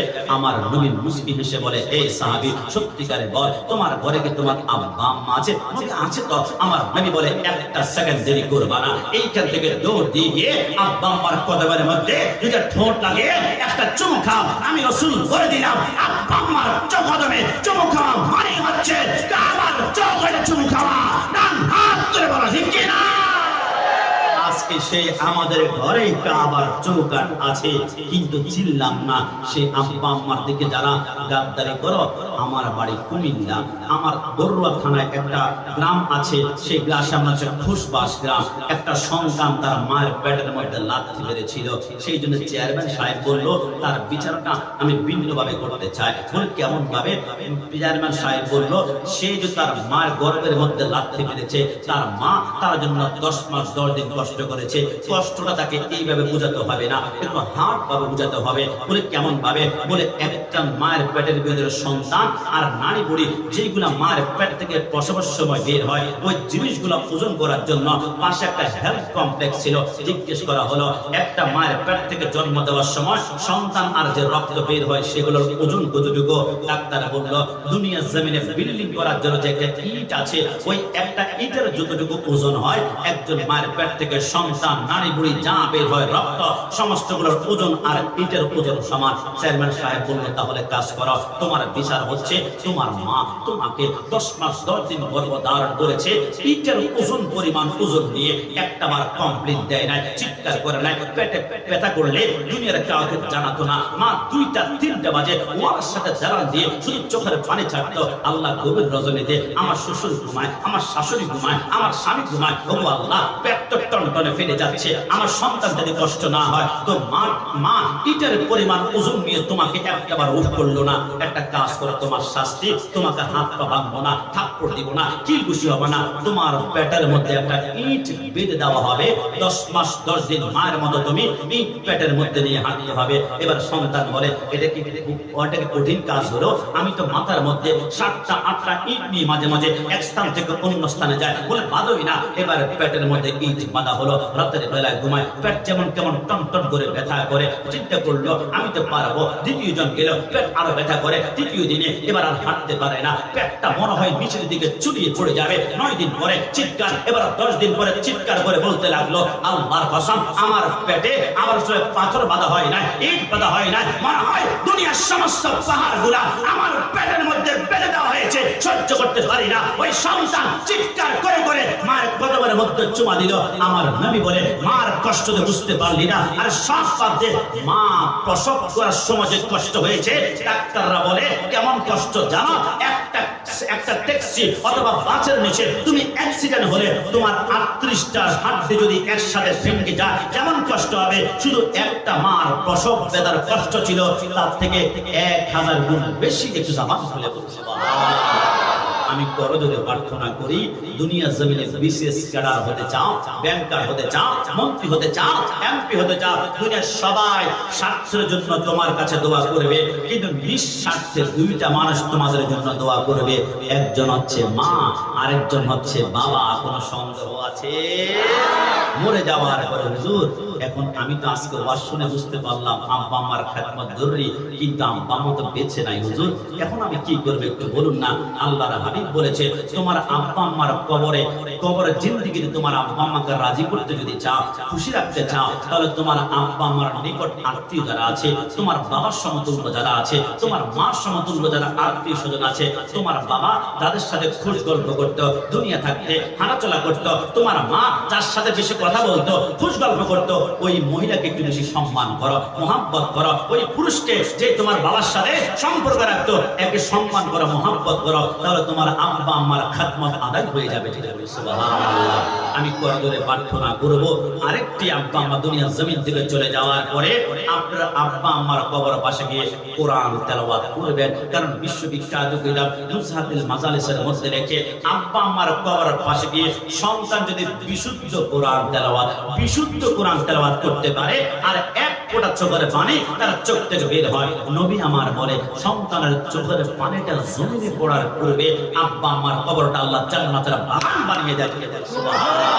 আরে না, আপনি বুঝতে পারেন নাই আমার পর্দার সেই মা বোনরা, আমি করজোরে প্রার্থনা করি সন্তান আপনার ব্যারিস্টার হোক, এটা আমিও চাই। না হয় আমাদের চট্টগ্রাম জজকোর্টে কে বিচার করবে? আপনার সন্তান ইঞ্জিনিয়ার হবে, না হয় জনসংখ্যা যেভাবে বাড়তে লাগলো 5 তলা 10 তলা বিল্ডিং না হলে ট্যাগল দেওয়া যাবে না। সন্তান ইঞ্জিনিয়ার প্রয়োজন আছে, ব্যাংকার প্রয়োজন আছে, তবে যে সেক্টরে থাকুক না কেন ওয়ারাতিলিল কুরআনা তারতিলা, সন্তানকে কোরআন তেলাওয়াতটা শিক্ষা দিলে আপনার লাভ কি হবে জানেন? ঈসা রূহুল্লাহ বলে আমি একদিন কবর পা দিয়ে যাচ্ছিলাম, হঠাৎ করে দেখলাম একটা কবরের ভিতরে দাও দাও করে আগুন জ্বলে। আমি ভয় পেয়ে গেলাম। ওই কবরটা অতিক্রম করে আমি কিছুক্ষণ পরে ইসলামের কাজ কমপ্লিট করে আমি যখন কবর পা দিয়ে আসতে লাগলাম, আমি চিন্তা করলাম একটু আগে যে কবরে দাও দাও করে আগুন জ্বলছে, এখন জানি কোন আইটেমের প্রকার আগুন জ্বলে, এখন জানি কোন শাস্তি চলে। আমি আবার সেই কবরের দিকে তাকালাম। ঈসা রূহুল্লাহ হঠাৎ করে হাওয়া করে কাঁদতে লাগলো। কি হলো? ঈসা রূহুল্লাহ বলে আল্লাহর শপথ, একটু আগে যেই কবরে দাও দাও করে আগুন জ্বলছিল আমি তাকিয়ে দেখি ওই কবরে এখন আগুন নাই। 70,000 মুরগিলমান 70,000 স্বর্ণের পাখা দিয়ে তাকে বাতাস করছে। আমি সেই তার মধ্যে পড়ে গেলাম, আল্লাহ এটা কিভাবে সম্ভব? একদিন যায় নাই, এক সপ্তাহ যায় নাই, এক মাস যায় নাই, এক বছর যায় নাই, একটু আগে দেখলে জাহান্নাম, আর এখন কিভাবে জান্নাত হলো? আমার আল্লাহ বলে পৃথিবীর মানুষকে শুনিয়ে দাও, আমার পর্দানিসের বাবাটা সবাই শুনতে হবে, জিন্দেগি পরিবর্তন করতে হবে। আমার আল্লাহ বলে জাহান্নাম কিভাবে জান্নাত হয়েছে জানো? আল্লাহ কেমন? আমার আল্লাহ বলে এই লোকটা মৃত্যুবরণ করেছে আজ থেকে 5 বছর আগে। যেদিন মৃত্যুবরণ করেছে ওই দিন তার স্ত্রীর গর্ভের ভিতরে একটা বাচ্চা সন্তান ছিল। লোকটা মৃত্যুবরণ করার 6 মাস পরে সন্তানটা দুনিয়াতে আসলো। সন্তানের বয়স দুনিয়াতে আজকে 4.5 বছর হয়ে গেল। ওই সন্তানটা আজকে প্রথম মক্তবের মধ্যে গিয়েছে, আজকে প্রথম হুজুরের কাছে গিয়েছে কোরআন শরীফ করে প্রথম সবক নেওয়ার জন্য। হুজুর বলে বাবা আমার সাথে বলো তো। কি বলবো? বলে আমার সাথে বলো বিসমিল্লাহির রহমানির রহিম। ছোট্ট বাচ্চা যখন বিসমিল্লাহির রহমান আল্লাহ দয়ালু এই কথা বলবো, আল্লাহর রহমতের সাগরে তুফান শুরু হয়ে গেল, সাইক্লোন শুরু হয়ে গেল, সিরাজ শুরু হয়ে গেল। ছোট্ট বাচ্চা যখন বিসমিল্লাহির রহমানির রহিম বলবো, আল্লাহ মেহেরবান, আল্লাহ দয়ালু, আল্লাহর রহমতের সাইক্লোন শুরু হয়ে গেল। আমার আল্লাহ বলে ঈসা কেন জানো? আমি আল্লাহ দেখলাম ছোট্ট বাচ্চা দুনিয়াতে আমাকে বসে বসে বলে আমি নাকি রহমান, আমি নাকি দয়ালু, কিন্তু তার বাবার কবর আমি দাও দাও করে আগুন জ্বালাচ্ছি, তার বাবার করে সাপ বিচ্ছু কামড়াচ্ছে। আমি আল্লাহ বরদাস্ত করতে পারলাম না। আমি তো রহমান, সন্তান বলে রহমান, তার বাবার কবরে কেন আগুন জ্বলবে? আমি আল্লাহ বরদাস্ত করতে না পারে ওই সন্তানের জমানের কারণে তার আব্বার কবরটা সেকেন্ডের ভিতরে জাহান্নাম থেকে জান্নাতের বাগান বানিয়ে দিলাম। জোরে বলি সুবহানাল্লাহ। বিশ্বাস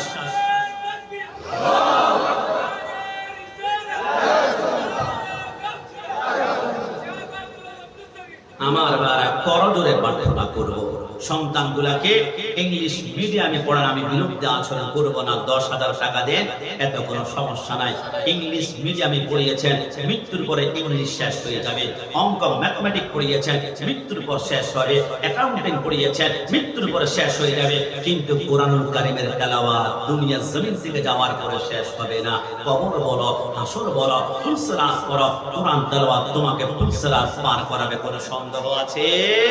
তাই আপনি দুনিয়া দুনিয়ার জমিন থেকে যাওয়ার পরে আপনার সন্তানের কারণে আপনি নাজাত যদি পেতে চান এমন আশা করেন, সন্তানকে বিশুদ্ধ কোরআন তেলাওয়াত শিখাবেন। আপনি যখন মারা যাবেন সন্তান আব্বা আম্মার কবরের পাশে গিয়ে হাত তুলবে, আল্লাহুম্মা রাব্বিরহামহুমা কামা রাব্বায়ানি সগীরা। আয়াতটা যদি বিশুদ্ধ না হয় তাহলে আপনার দোয়া কবুল হবে কিনা আল্লাহ জানে, তবে বিশুদ্ধ কোরআন তেলাওয়াত করতে পারলে আল্লাহ দোয়া কবুল করবে। এই জন্য আব্বা আম্মা মৃত্যুবরণ করার পরে আব্বা আম্মার কবর জিয়ারত করা রাসূলুল্লাহর সুন্নাত। একটু জবান খুলে বলে সুবহানাল্লাহ। যখন আব্বা আম্মা মৃত্যুবরণ করবে তখন মনে রাখবেন আব্বা আমার জন্য দান সদকা করবেন। ইয়া রাসূলুল্লাহ, আব্বা আমার টাকা পয়সা রেখে গিয়েছে কিন্তু কোনো ওসিয়ত করেনি। আমার নবী বলেছে ওসিয়ত করতে হবে না, তোমার আব্বা আম্মার কবরের গুনাহ maaf হয়ে যাক যদি চাও তাহলে দুনিয়ার জমিনে তুমি দুই হাত খুলে আব্বা আম্মার নামে, আমার আব্বার নামে 10,000 টাকা দিলাম, আমার আব্বার নামে মসজিদে 5,000 টাকা দিলাম, আমার আব্বার নামে মাহফিলে 2,000 টাকা দিলাম, আব্বা আম্মার নাম উল্লেখ করে দান সদকা করো, বিশালের সওয়াব তোমার আব্বা আম্মার কদমে পৌঁছে যাবে। আজকে থেকে একটা কথা মনে রাখবেন, আপনারা কি খুব বিরক্ত হয়ে গিয়েছেন? আজকে থেকে একটা কথা মনে রাখবেন, 4টা সূত্র আপনাকে ডাইরেক্ট জান্নাতে পৌঁছাবে। 1 নম্বরে ইবাদত হবে একমাত্র আল্লাহ। কার? একটু শাহাদাত আঙ্গুল উঁচা করে বলুন তো কার? 1 নম্বর ইবাদত হবে আল্লাহ। 2 নম্বরে মুহাব্বত হবে রাসূল আকরাম সাল্লাল্লাহু আলাইহি ওয়াসাল্লামের। 3 নম্বরে খিদমত হবে মা বাবার। আর 4 নম্বরে সুহবত নিসবত হবে ওলি আল্লাহর। একটু জবান খুলে সুবহানাল্লাহ। ইবাদত আমরা করি, আল্লাহর ইবাদত করতে গিয়ে মাঝে মাঝে আমাদেরকে মাজার পূজারী বলে গালি দেওয়া হয়, কারণ অনেকে নাকি মাজারে সিজদা করে, পীরের কদমে সিজদা করে। আমরা মাহফিল থেকে ক্লিয়ার কাট বলতে চাই, মাইকের আওয়াজ সামনে, আমার পিছনে, আমার ডানে, আমার বামে, যতটুকু পর্যন্ত যায়। অনেকে আজকের মাহফিলে আসে না, এটা মাজার পূজারীদের মাহফিল, এটা সুন্নিদের মাহফিল, এটা বিদাতীদের মাহফিল, এটা জিলাপিখোর, বিরিয়ানিখোর, তাবারকখোরদের মাহফিল। আমি বলি ভাই, একটা গালিও দিব না, যেইখান থেকে শুনতে পারো আমরা স্পষ্ট বলে দেই, আমরা মাজার পূজা করি না, আমরা মাজার পূজা করি না, আমরা মাজার পূজা করি না। যেই মাজারে সিজদা হয়, যে পীরের কদমে সিজদা হয়, যে মানুষের কদমে সিজদা হয়, এদের সাথে সুন্নিয়াদের কোনো সম্পর্ক নাই, এদের সাথে সুন্নিয়াদের কোনো সম্পর্ক নাই। সিজদা হবে একমাত্র আল্লাহর। নাম হাত তুলে বলো ঠিক কি না? যারা মাজারে সিজদা করে, আমরা যদি সিজদা করতাম তাহলে মাজার পূজারী বলে আমাদেরকে গালি দিতা, কিন্তু আমাদের প্রভু তো হচ্ছে একজন। কয়জন? একটু জবান খুলে দেখাই দেন, কয়জন? শাহাদাত আঙ্গুল উঁচা করে কয়জন? আমাদের প্রভু এক নবীর উম্মত, জীবন বিধানে ওই শিবানী কোরআন।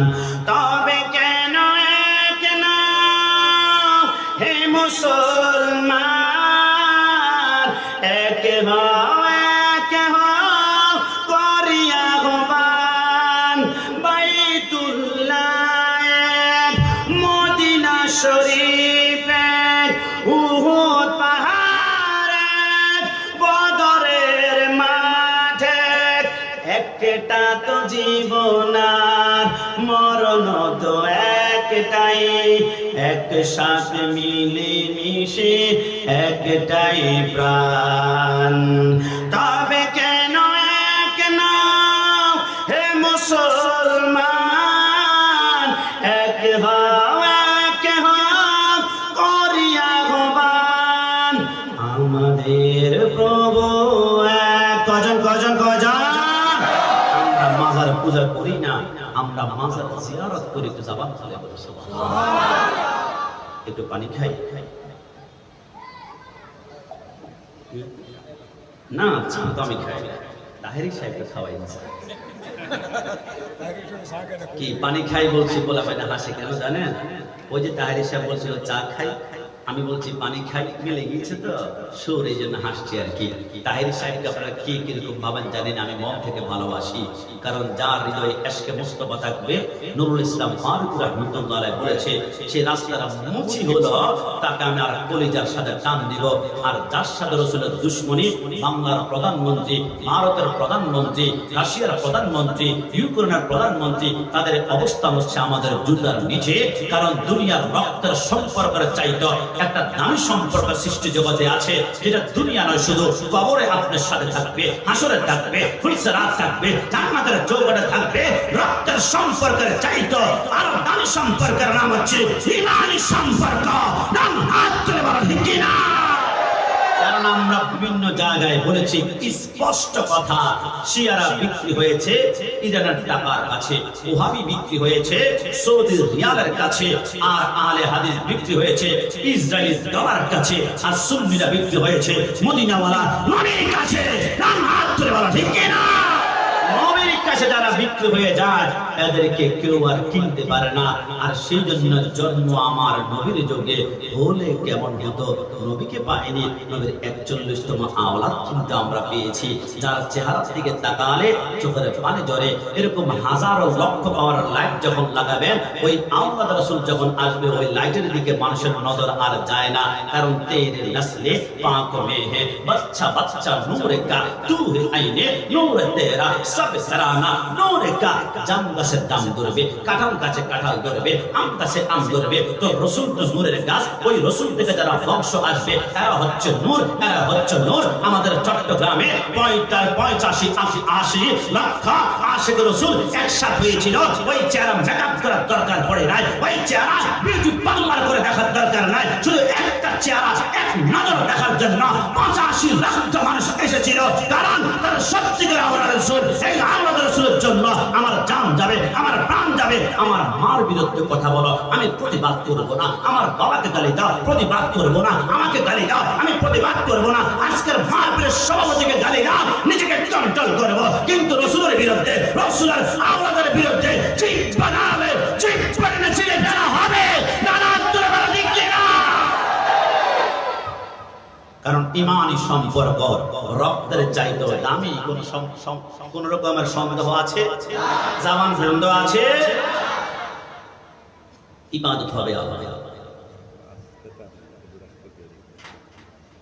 কয়টা বাজে দেখুন তো,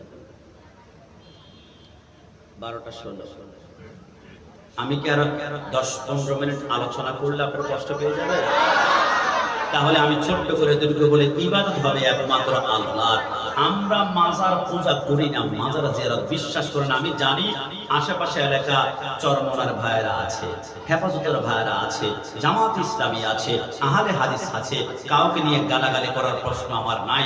যতক্ষণ গালাগালি করবো ততক্ষণ আউলিয়া কেরামের শান, নবীর শান বলবো, কলিজা ঠান্ডা হবে, আমল নামার মধ্যে সওয়াব বাড়ি হবে। আমরা স্পষ্ট বলি, যারা মাজারের বিরুদ্ধে কথা বলে, আল্লাহ সবব মাজার না থাকলে পৃথিবীতে ইসলাম খুঁজে পেতা না, ইসলাম খুঁজে পেতা না, ইসলাম খুঁজে পেতা না। আমি প্রমাণ করবো, তাহলে 3 মিনিট আমার দিকে তাকান। মুসা কালিমুল্লাহ ইসলাম এনেছে, তিনার মাজার আছে, কিন্তু তার বিরুদ্ধে আচরণ করা ফেরাউনের মাজার কিন্তু আপনি খুঁজে পাবেন না। ইসলাম এনেছে ইব্রাহিম আলাইহিস সালাম, তার মাজার আছে, তার বিরুদ্ধে আচরণ করা নমরুদের মাজার কিন্তু আপনি খুঁজে পাবেন না। ইসলাম এনেছে রাসূলুল্লাহ রওজা আছে, কিন্তু রাসূলুল্লাহর বিরুদ্ধে আচরণ করা আবু জাহেলের মাজার তো দূরের কথা।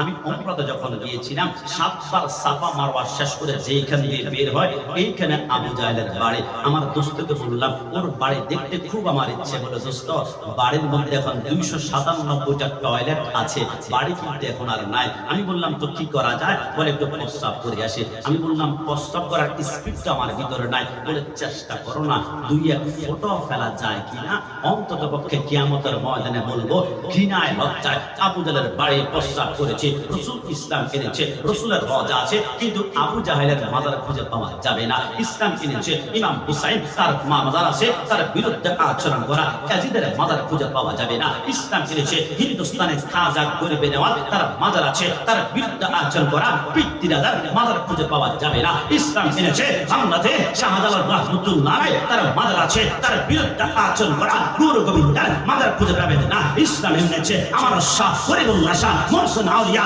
শাহ মারে, হযরত বদর শাহ, শাইখ শ্রীকুল গাউসুল আজম মাইজ ভান্ডারী, প্রত্যেকের মাজার মাজার মাজার আছে মাজারের বিরুদ্ধে আচরণ করলে কি হবে আমি জানি না, তবে আল্লাহর কসম করে বলি মাজারের বিরুদ্ধে আচরণ করলে শেষ বয়সে সে লাঞ্ছিত হবে।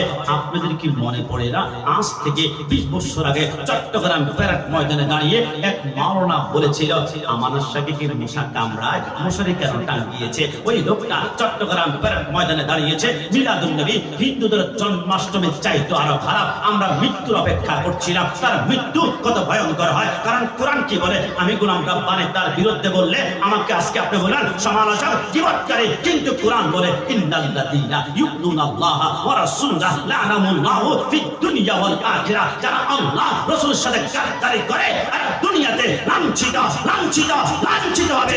আপনারা কি দেখেন নাই যেই ব্যক্তি আমার সাথে কি মশা কামড়ায় কেন মশারে টাঙিয়েছে?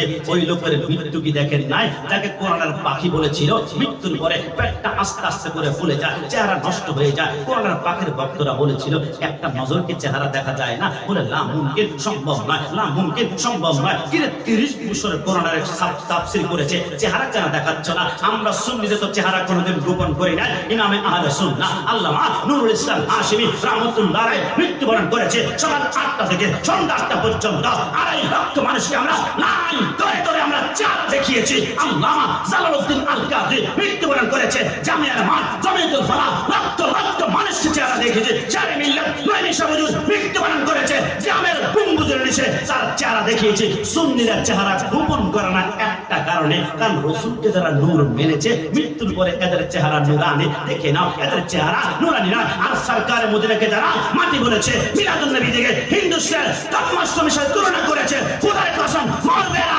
মানুষের মতো চেহারা হয়ে যাবো জানোয়ারের চাইতে নির্দিষ্ট। ডান হাত তুলে বলো ঠিক কিনা? কারণ মুস্তাক রাসূল দুনিয়াতে অপমান হবে আর কবর শাস্তি পেতে হবে। কোনো সন্দেহ আছে না? জবান খুলে সন্দেহ আছে? ওই নবীর কথা মাঝে মাঝে বললে আমাদেরকে বলে গরম সুন্নি, তা আমাদেরকে গরম সুন্নি বললে আমরা চুপ করে থাকি না। আমরা বলে আমরা যদি সুন্নি হই তোমরা হচ্ছ ওহাবি। কি ওহাবি বলাতে আপনারা আমার উপর রাগ করেছে?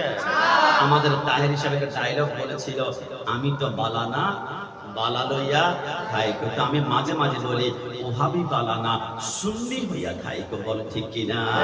কোরআনের কথা বলো হাদিকে মাটি বলে ওহাবি যারা, নূরুন আলা নূর নবী বলেন আল্লাহ তাআলা। নবীর নূরে সবে পয়দা হাদিস খুইলা দেখো ওহাবি বালানা সুন্নি হইয়া থাইকো ওহাবি। সকাল সকাল টং দোকানে চায়ের দোকানে অনেক মুরব্বী দাঁড়িয়ে পাকা পাকা এরকম চায়ের কাপ হাতে নিয়ে বলবে গোলাম রাব্বানি কাশেমি ছেলেটা 1.5 ঘন্টা তো ভালোই আলোচনা করছিল, কিন্তু লাস্টে আমার ওহাবি সুন্নি এইগুলা বলার কি দরকার ছিল? আল্লাহ কসম করে বলি ওহাবি শব্দ শুনলে যাদের মাথা সেন্টিমেন্ট গরম হয়ে যায় বুঝতে হবে এদের ইমানে ক্যান্সার ক্যান্সার ক্যান্সার হয়েছে। কথা বলো ঠিক কিনা? আমি তো এইখানে বসে আমি 3 বার বলেছি আমি সুন্নি। আমি কি দরজা বন্ধ করে বলেছি? আমার পাশে মনিটর আছে, সাউন্ড বক্স আছে, মাইক আছে। চট্টগ্রাম সিটি কর্পোরেশনের কোনায় কোনায় 1 লক্ষ মাইক লাগাও। 1 লক্ষ বার আমি গলা হাঁকিয়ে হাত্তা মাতলাই ফজর পর্যন্ত চিৎকার দিয়ে বলবো আমি সুন্নি আমি সুন্নি আমি সুন্নি। কিন্তু আমার মতো কি আপনাদের সিএমবিতে আশেপাশে কোনো বাপের বেটা একজন পাওয়া যাবে মাইকের সামনে একবার এসে বলবে হুজুর আমি ওহাবি, আমার জন্য একটু দোয়া করিয়েন? মানুষ থুথু মারতে মারতে পণ্য করে নদীর মধ্যে ভাসিয়ে দিবে। কারণ ওহাবি পরিচয় দেওয়া যায় না, এটা জাহান্নামী পরিচয়, এটা অবৈধ পরিচয়। এই পরিচয়ের ভিতরে নবীকে মাটি বলা হয়, এটা দুশমনে রাসূলের পরিচয়। এই পরিচয় সরকার মদিনাকে মরা মানুষ বলে মাটির সাথে মিশে গিয়েছে বলে। কিন্তু আমরা সুন্নিরা সুন্নির পরিচয় দিতে 1-4 পরিমাণ আমরা ভয় পাই না। কেন জানেন? আমরা তো জানি 73 দলের একটা দল হবে জান্নাতি, এটার নাম হচ্ছে আহলে সুন্নাত ওয়াল জামাত। এরা হচ্ছে সুন্নি। তো জান্নাতে যেতে সুন্নিরা যাবে ওই জান্নাতে পরিচয় দিতে আমাদের ভয় লাগে না, ডর লাগে না। মৃত্যুর আগ পর্যন্ত নিঃশ্বাস যতক্ষণ আমার নাকের ডগা দিয়ে বের হবে ততক্ষণ পর্যন্ত বুক ফুলে বলবো আমরা সুন্নি জামাতা। ডান হাত তুলে বলো ঠিক কিনা? পৃথিবীর একটা মাত্র দল আছে নিজের পরিচয় বুক ফুলিয়ে ওপেন ভাবে দিতে পারে, এটার নাম হচ্ছে আহলে সুন্নাত ওয়াল জামাত। সুন্নি একটু জবান খুলে বলি মারহাবা। ওই সুন্নি পরিচয় খুশি নাকি বেজার? ওই সুন্নিদের একটা অপরাধ, আমরা যেখানে যাই নবীর প্রেমের আলোচনা করি। আমি কিছুদিন আগে নীলফামারীতে গিয়েছিলাম, প্রায় 16 ঘন্টা লাগে। হঠাৎ করে একজন যুবক বলে, হুজুর কষ্ট নিবেন না। আমি বললাম কি কি কোনো সমস্যা? ও ঠিক আছে, না না সমস্যা নেই। বাংলাদেশের মানুষ তো এক জায়গায় টোকা পড়লে সব নজর ওইদিকে চলে যাবে। মাশাআল্লাহ, আপনারা এইদিকে একটু তাকান। তো আমি নীলফামারীতে যখন গিয়েছিলাম, আমাকে বললো হুজুর কষ্ট নেবেন না। আপনারা সুন্নিরা নবীর প্রশংসা করতে করতে মাঝে মাঝে আল্লাহর উপর উঠাই পেলেন। আমি বললাম নাউজুবিল্লাহ, আল্লাহর কি আবার উপর আছে? আমার আল্লাহ যেখানে থাকে লামকান, ডান নাই বাম নাই সামনে নাই পিছন নাই। আমি বললাম আরে আমি বললাম রাব্বানি কাশিমি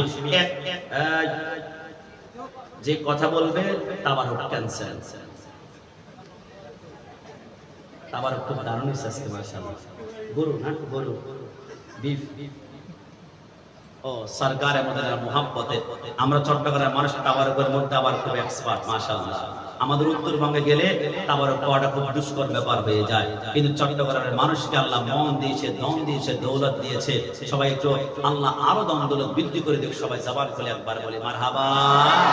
আমি বললাম সরকারে মদিনার মুহাব্বত দেখো, আমার আল্লাহ যেখানে রাসূলুল্লাহর শান নিয়েছে, আমি বললাম রাব্বানি কাশিমি 1 কোটি বছর যদি চিন্তা করি রাসূলের শান সেইখানে কাছাকাছিও নিতে পারবো না। বলে কেমন ভাবে?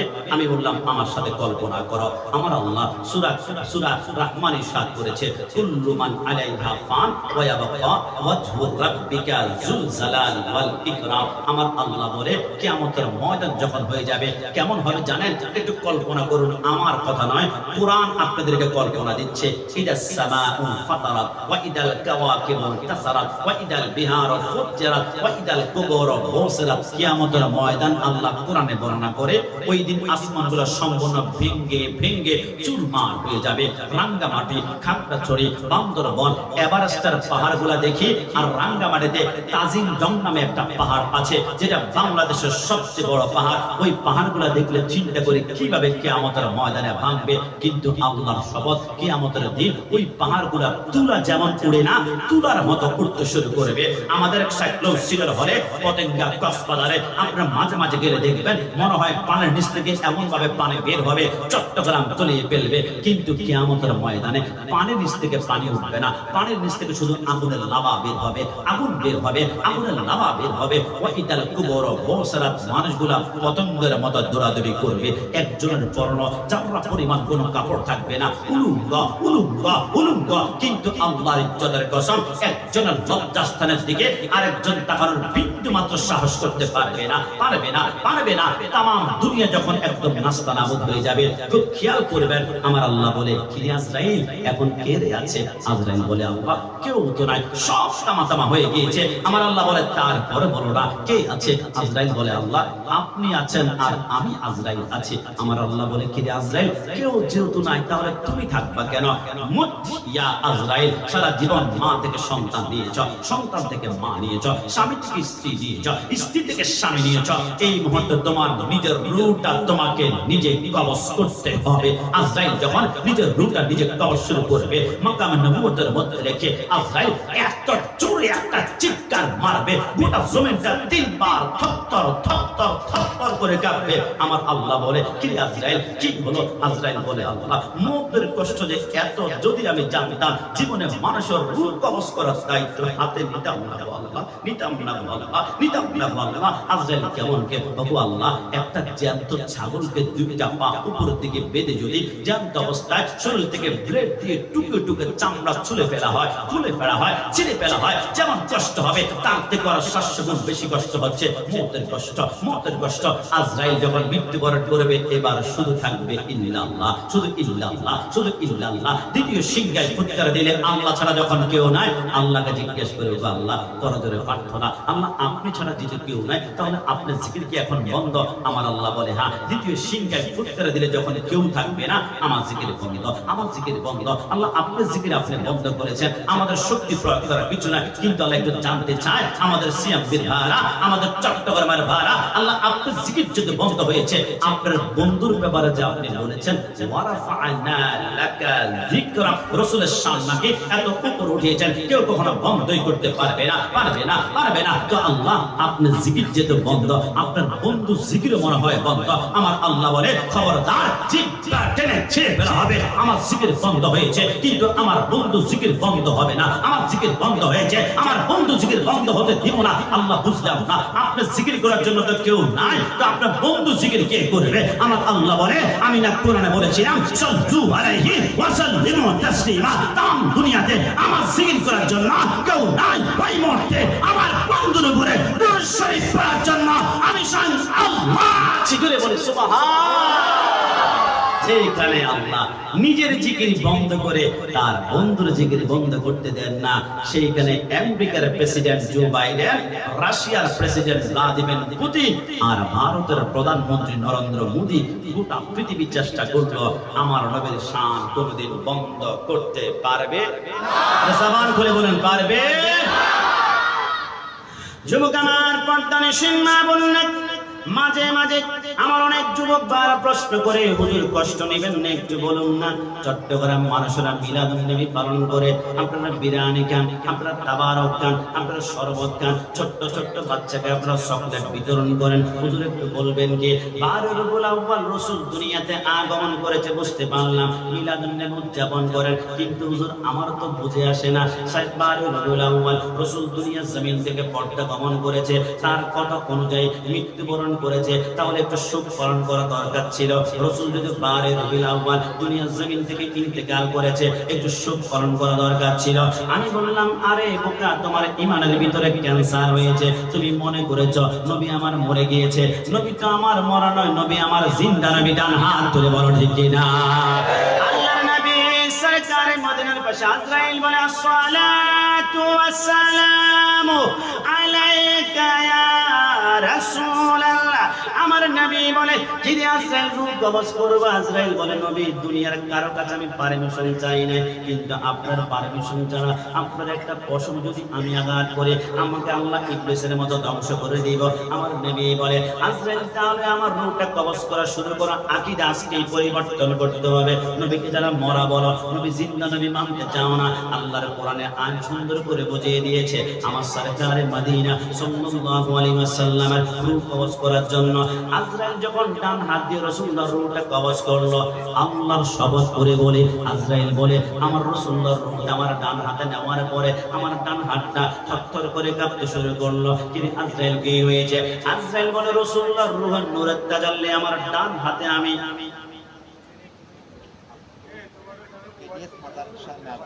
আমার ডান হাতে আমি কোনোদিন সহ্য করতে পারি না। আজরাইল বলে, রাসূলুল্লাহর রূহটা আমার ডান হাতে নেওয়ার পরে আমি যখন ডান হাতে সহ্য করতে পারলাম না, আমি আল্লাহু আকবার বলে আমি প্রথম আসমানে চলে গেলাম। প্রথম আসমানে যাওয়ার পরে, হে ফেরেশতারা, আমি মুআল্লিমুল মালায়েকা, আমি তোমাদের লিডার, কোনো সন্দেহ আছে? বলে, কোনো সন্দেহ নাই। আজরাইল বলে, তাহলে একটা জিনিস তোমাদের কাছে চাইবো, তোমরা আমাকে দিবে কিনা? বলে, কি জিনিস? আজরাইল বলে, রাসূলুল্লাহর রূহটা আমি সহ্য করতে পারছি না, নূরের তাজাল্লি, রাসূলুল্লাহর রূহটা কোথায় রাখবো? আমাকে প্রথম আসমানে একটা জায়গা দেখিয়ে দাও। হাওমা করে কান্না করে ফেরেশতারা বলে, আজরাইল না না, রাসূলুল্লাহর রূহটা প্রথম আসমানে রাখার জায়গা দিব না। বলে, কেন দিবেন না? বলে, আল্লাহর কসম, রাসূলুল্লাহর রূহটা যদি প্রথম আসমানে রাখা হয়, রাসূলুল্লাহর রূহের নূরের তাজাল্লিতে প্রথম আসমানটা জ্বলে পড়ে ছারখার হয়ে যাবে। জোরে বলে সুবহানাল্লাহ। আজরাইল বলে, আমি দ্বিতীয় আসমান গেলাম, দ্বিতীয় আসমানে যাওয়ার পরে সেইখানে জায়গা পাই না। আমি তৃতীয় গেলাম, আমি চতুর্থ গেলাম, আমি পঞ্চম গেলাম, আমি ষষ্ঠ গেলাম, আমি সপ্তম গেলাম, আমি সেইখানে জায়গা পাই না। এবারে চোখটা বন্ধ করে আমি তাহাতা 7 জমিনের নিচের মধ্যে গিয়ে আমি সিজদার মধ্যে পড়ে গেলাম। আল্লাহ, সত্যিকার বলুন না, এই রূহটা রাখার কোনো জায়গা আছে কিনা? আমি তো সহ্য করতে পারছি না। আমি ফেরেশতার নিজ নূরের তৈয়ারে, কিন্তু রাসূলুল্লাহর রূহের নূরের তাজাল্লিতে আমি মনে হয় জ্বলে পড়ে চার ছাড়খাড় হয়ে যাব। আল্লাহ বলুন না রুহটা কোন রাখার জায়গা আছে কিনা? আমার আল্লাহ বলে আজরাইল রাসূলুল্লাহ রুহটা রাখার একটা মাত্র জায়গা আছে। আজরাইল চোখগুলা বড় করে বলল, আসমান জমিন তন্ন তন্ন করে খুঁজলাম, কোথাও জায়গা পেলাম না। সেই জায়গাটা আবার কোন জায়গা? আমার আল্লাহ বলে আজরাইল রাসূলুল্লাহ রুহটা রাখার একটা মাত্র জায়গা আছে, যেইখান থেকে রুহটা বের করেছ আবার সেইখানে ঢুকিয়ে দাও। একটু জবান খুলে বলি সুবহানাল্লাহ। আজরাইল বলে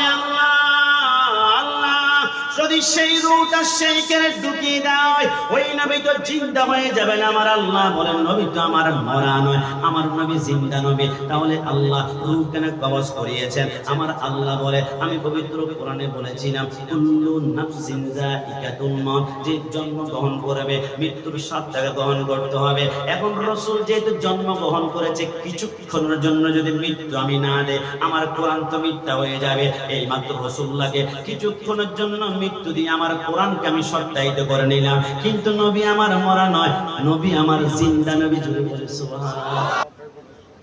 কেন কেন বলে আমরা সুপারস্টার মানে চুলের কাটিং অনেক সুন্দর, আমার একে ভালো লাগে। এর সানগ্লাস স্মার্ট, এর ওয়াচটা রোলেক্সের ঘড়ি প্রায় 15 থেকে 30 লক্ষ টাকার। আমি বলি ভাই বিশ্বাস করো, দুনিয়া মুসলমানদের সুপারস্টার দুনিয়ার কোনো মানুষ হতে পারবে না। মুসলমানদের সুপারস্টার হবে একজন। এই যুবক বারা অন্তর কাল লাগায় ওই সুপারস্টারকে ফলো করো।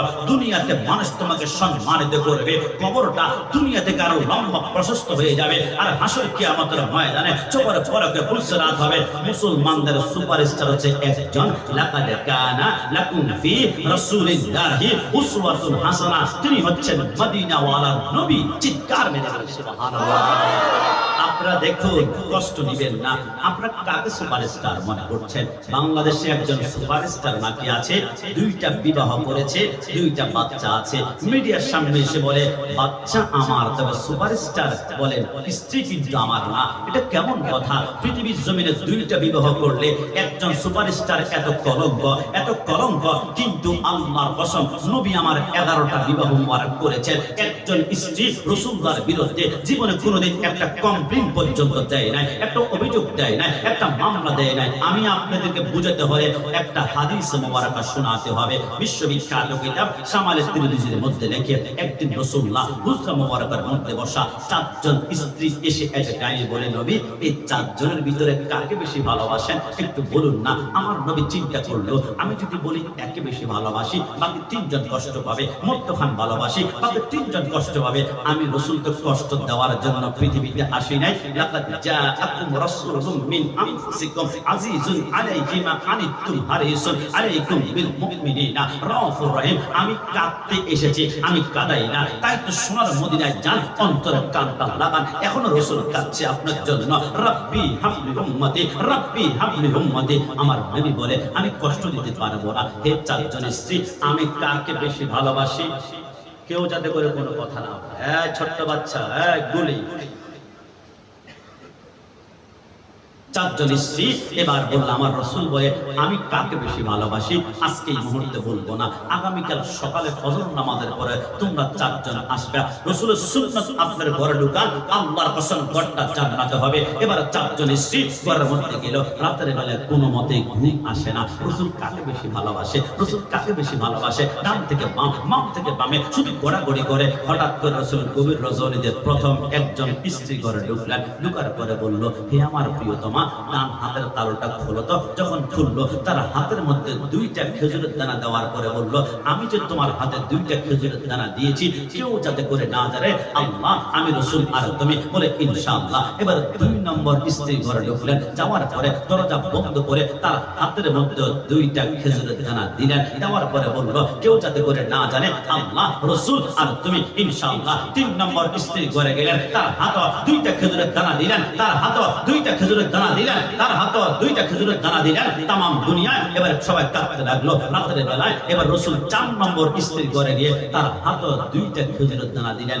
এবার প্রত্যেকের হাতে 2টা করে 4টা 8টা খেজুরের দানা দিয়ে রাসূল ঘুমিয়ে পড়লেন। এবার সকাল বেলায় আসসালাতু খায়রুম মিনান নাওম বলে যখন আযান দেওয়া হলো, রাসূলুল্লাহ নামাজটা আদায় করে 4 জন স্ত্রী এট এ টাইমে নবী আর আমাদেরকে ঘুরে ফিরাবেন না। নবী বলুন না 4 জনের ভিতরে কাকে আপনি বেশি বেশি ভালোবাসেন, রাতের বেলায় ঘুমাতে পারি নাই, আমার নবী বলে বসো। চারজনে বসলো, নবী বলল চারজনের ভিতরে খোদার কসম আমি তাকে সবচেয়ে বেশি ভালোবাসি গতকালকে রাতে যারা হাতের মধ্যে 2টা খেজুরের দানা দিয়েছিলাম।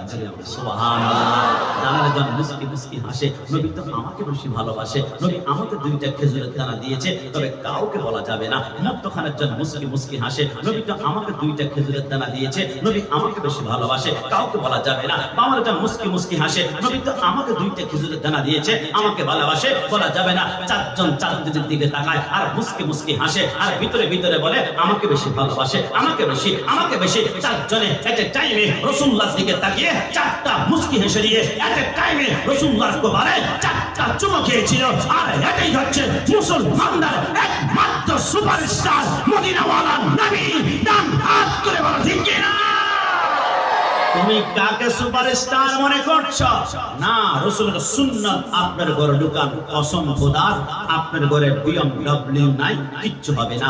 R15 নাই, কিচ্ছু হবে না। 5 তলা বিল্ডিং নাই, কিচ্ছু হবে না। আপনার ফ্রিজে দুনিয়ার কোন গোশত মাছ নাই, কিচ্ছু লাগবে না। রাসূল বলেছে তোমার ঘরটা জান্নাতের বাগান বানাতে চাও? রাসূল বলে ঢুকার সময় সে স্বামী, তুমি ঢুকার সময় ঘরে ঢুকার সময় তোমার স্ত্রীকে দিকে তাকিয়ে একটা সালাম দিবা, আসসালামু আলাইকুম রাহমাতুল্লাহ, আর তাকানোর সাথে সাথে একটা মুস্কি হাসি দিবা।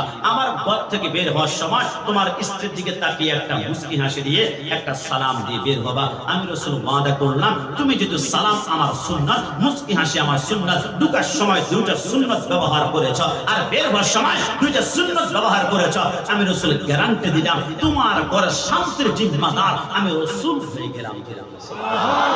আজকে মুস্কি হাসি ঘরে নাই, মুস্কি হাসি পাওয়া যায় কসমেটিক্স দোকানে। আপু কেমন আছেন? খালাম্মা ভালো আছেন? ভাবি কেমন আছেন? কি রে ভাই, যে মুস্কি হাসি প্রয়োজন ছিল আমার ঘরে, আপনার স্ত্রী মনে করেন দূর প্রচন্ড রাত আপনাকে আসলে ঘরের ভিতরে ছাড়বে, কিন্তু আপনি ঘরে যখন ঢোকার সময় বলেন আসসালামু আলাইকুম, আপনার স্ত্রীর ভিতরে আর সে রাগ ক্ষোভ থাকবে না, কারণ তোমার উপর শান্তি বর্ষিত। আপনি যখন শান্তি চাইবেন সে কি আক্রমণ করতে চাইবে? চাইবে না। রাসূলের সুন্নাতটা আপনি ঘরে ঢুকান, আপনার ঘরে শান্তি আমার রাসূলুল্লাহ পৌঁছে দিবে। সুবহানাল্লাহ। শুধু এই সুন্নাত না, আপনি খাওয়ার আগে 1 সেন্টি লবণ খান। রাসূল বলেছে খাওয়ার আগে অথবা পরে 1 সেন্টি লবণ খাও, এই লবণের ভিতরে 70টা রোগের শিফা আছে। আপনাদের কি মনে পড়ে আজ থেকে 20 বছর আগে ডায়রিয়া হলে ওরসালাইন নামের কিছুই ছিল না।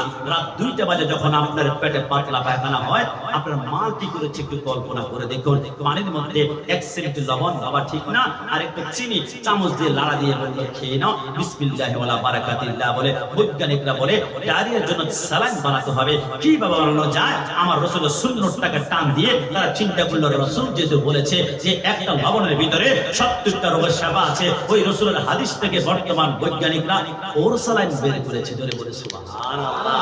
আমার রাসূলের সুন্নাত কত সহজ।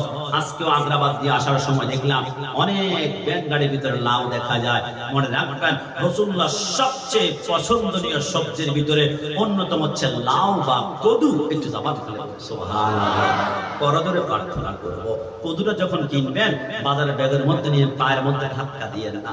রাসূলের পছন্দ তো একটু কাঁধের মধ্যে নিয়ে হাঁটবেন। অনেকে বলবে আরে কি রে কি হয়েছে, একটা লাউ কাঁধের মধ্যে নিয়ে হাঁটতে হয়। অনেকে কি বললো না বললো সেটা বড় কথা নয়।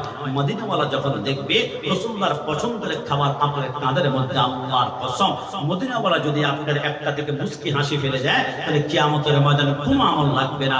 এই একটা হাসিতে ফুলসারা পার হয়ে যাবে। যদি বলি সুবহানাল্লাহ। রাসূলের সুন্নাত আমার রাসূল বলেছে তোমরা যদি পারো প্রত্যেক দিন 3টা করে খেজুর খাবা।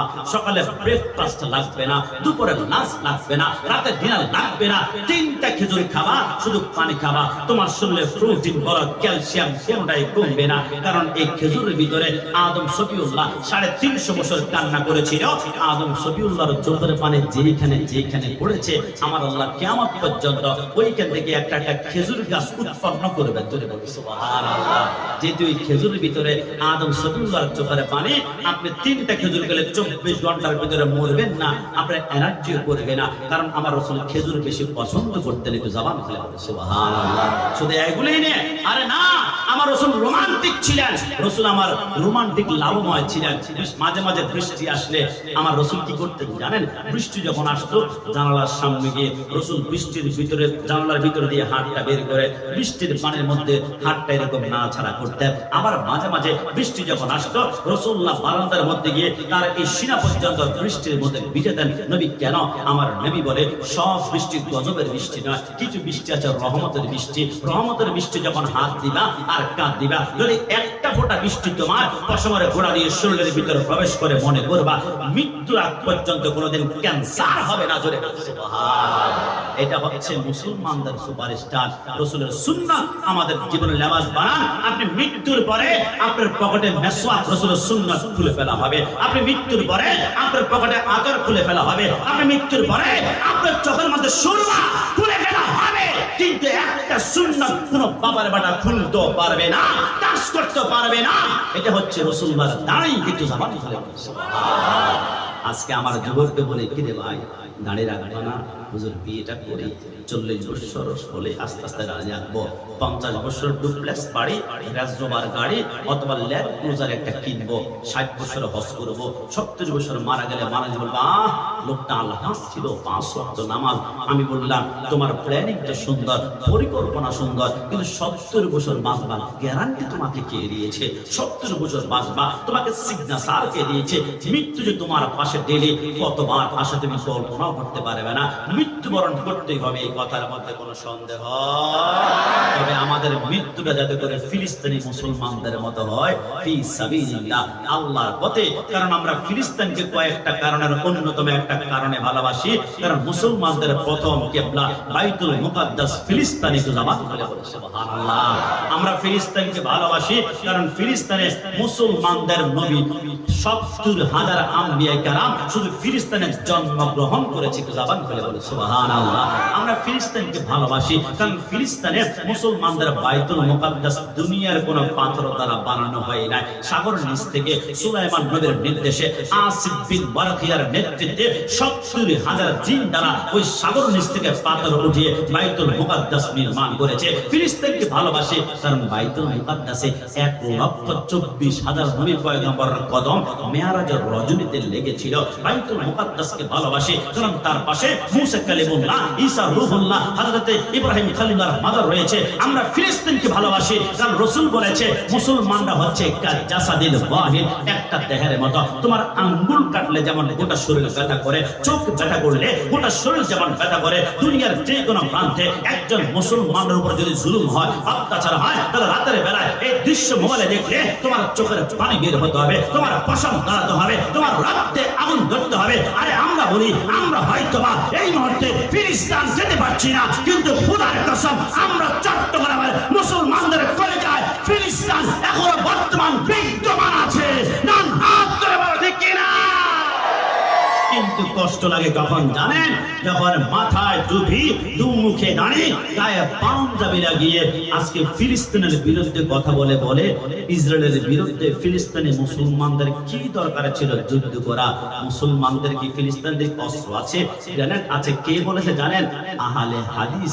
আল্লাহর শপথ আমি নোট করে বলতে পারি, আহলে হাদিস এরা মুসলমান নয়, এরা ইহুদি খ্রিস্টানদের এজেন্ডা বাস্তবায়ন করছে।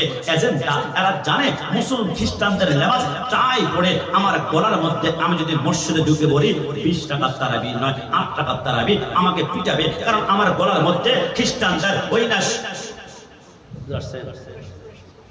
নারায়ে তাকবীর, আল্লাহু আকবার। ডান হাত তুলে নারায়ে তাকবীর, আল্লাহু আকবার। নারায়ে রিসালাত, ইয়া রাসূলুল্লাহ।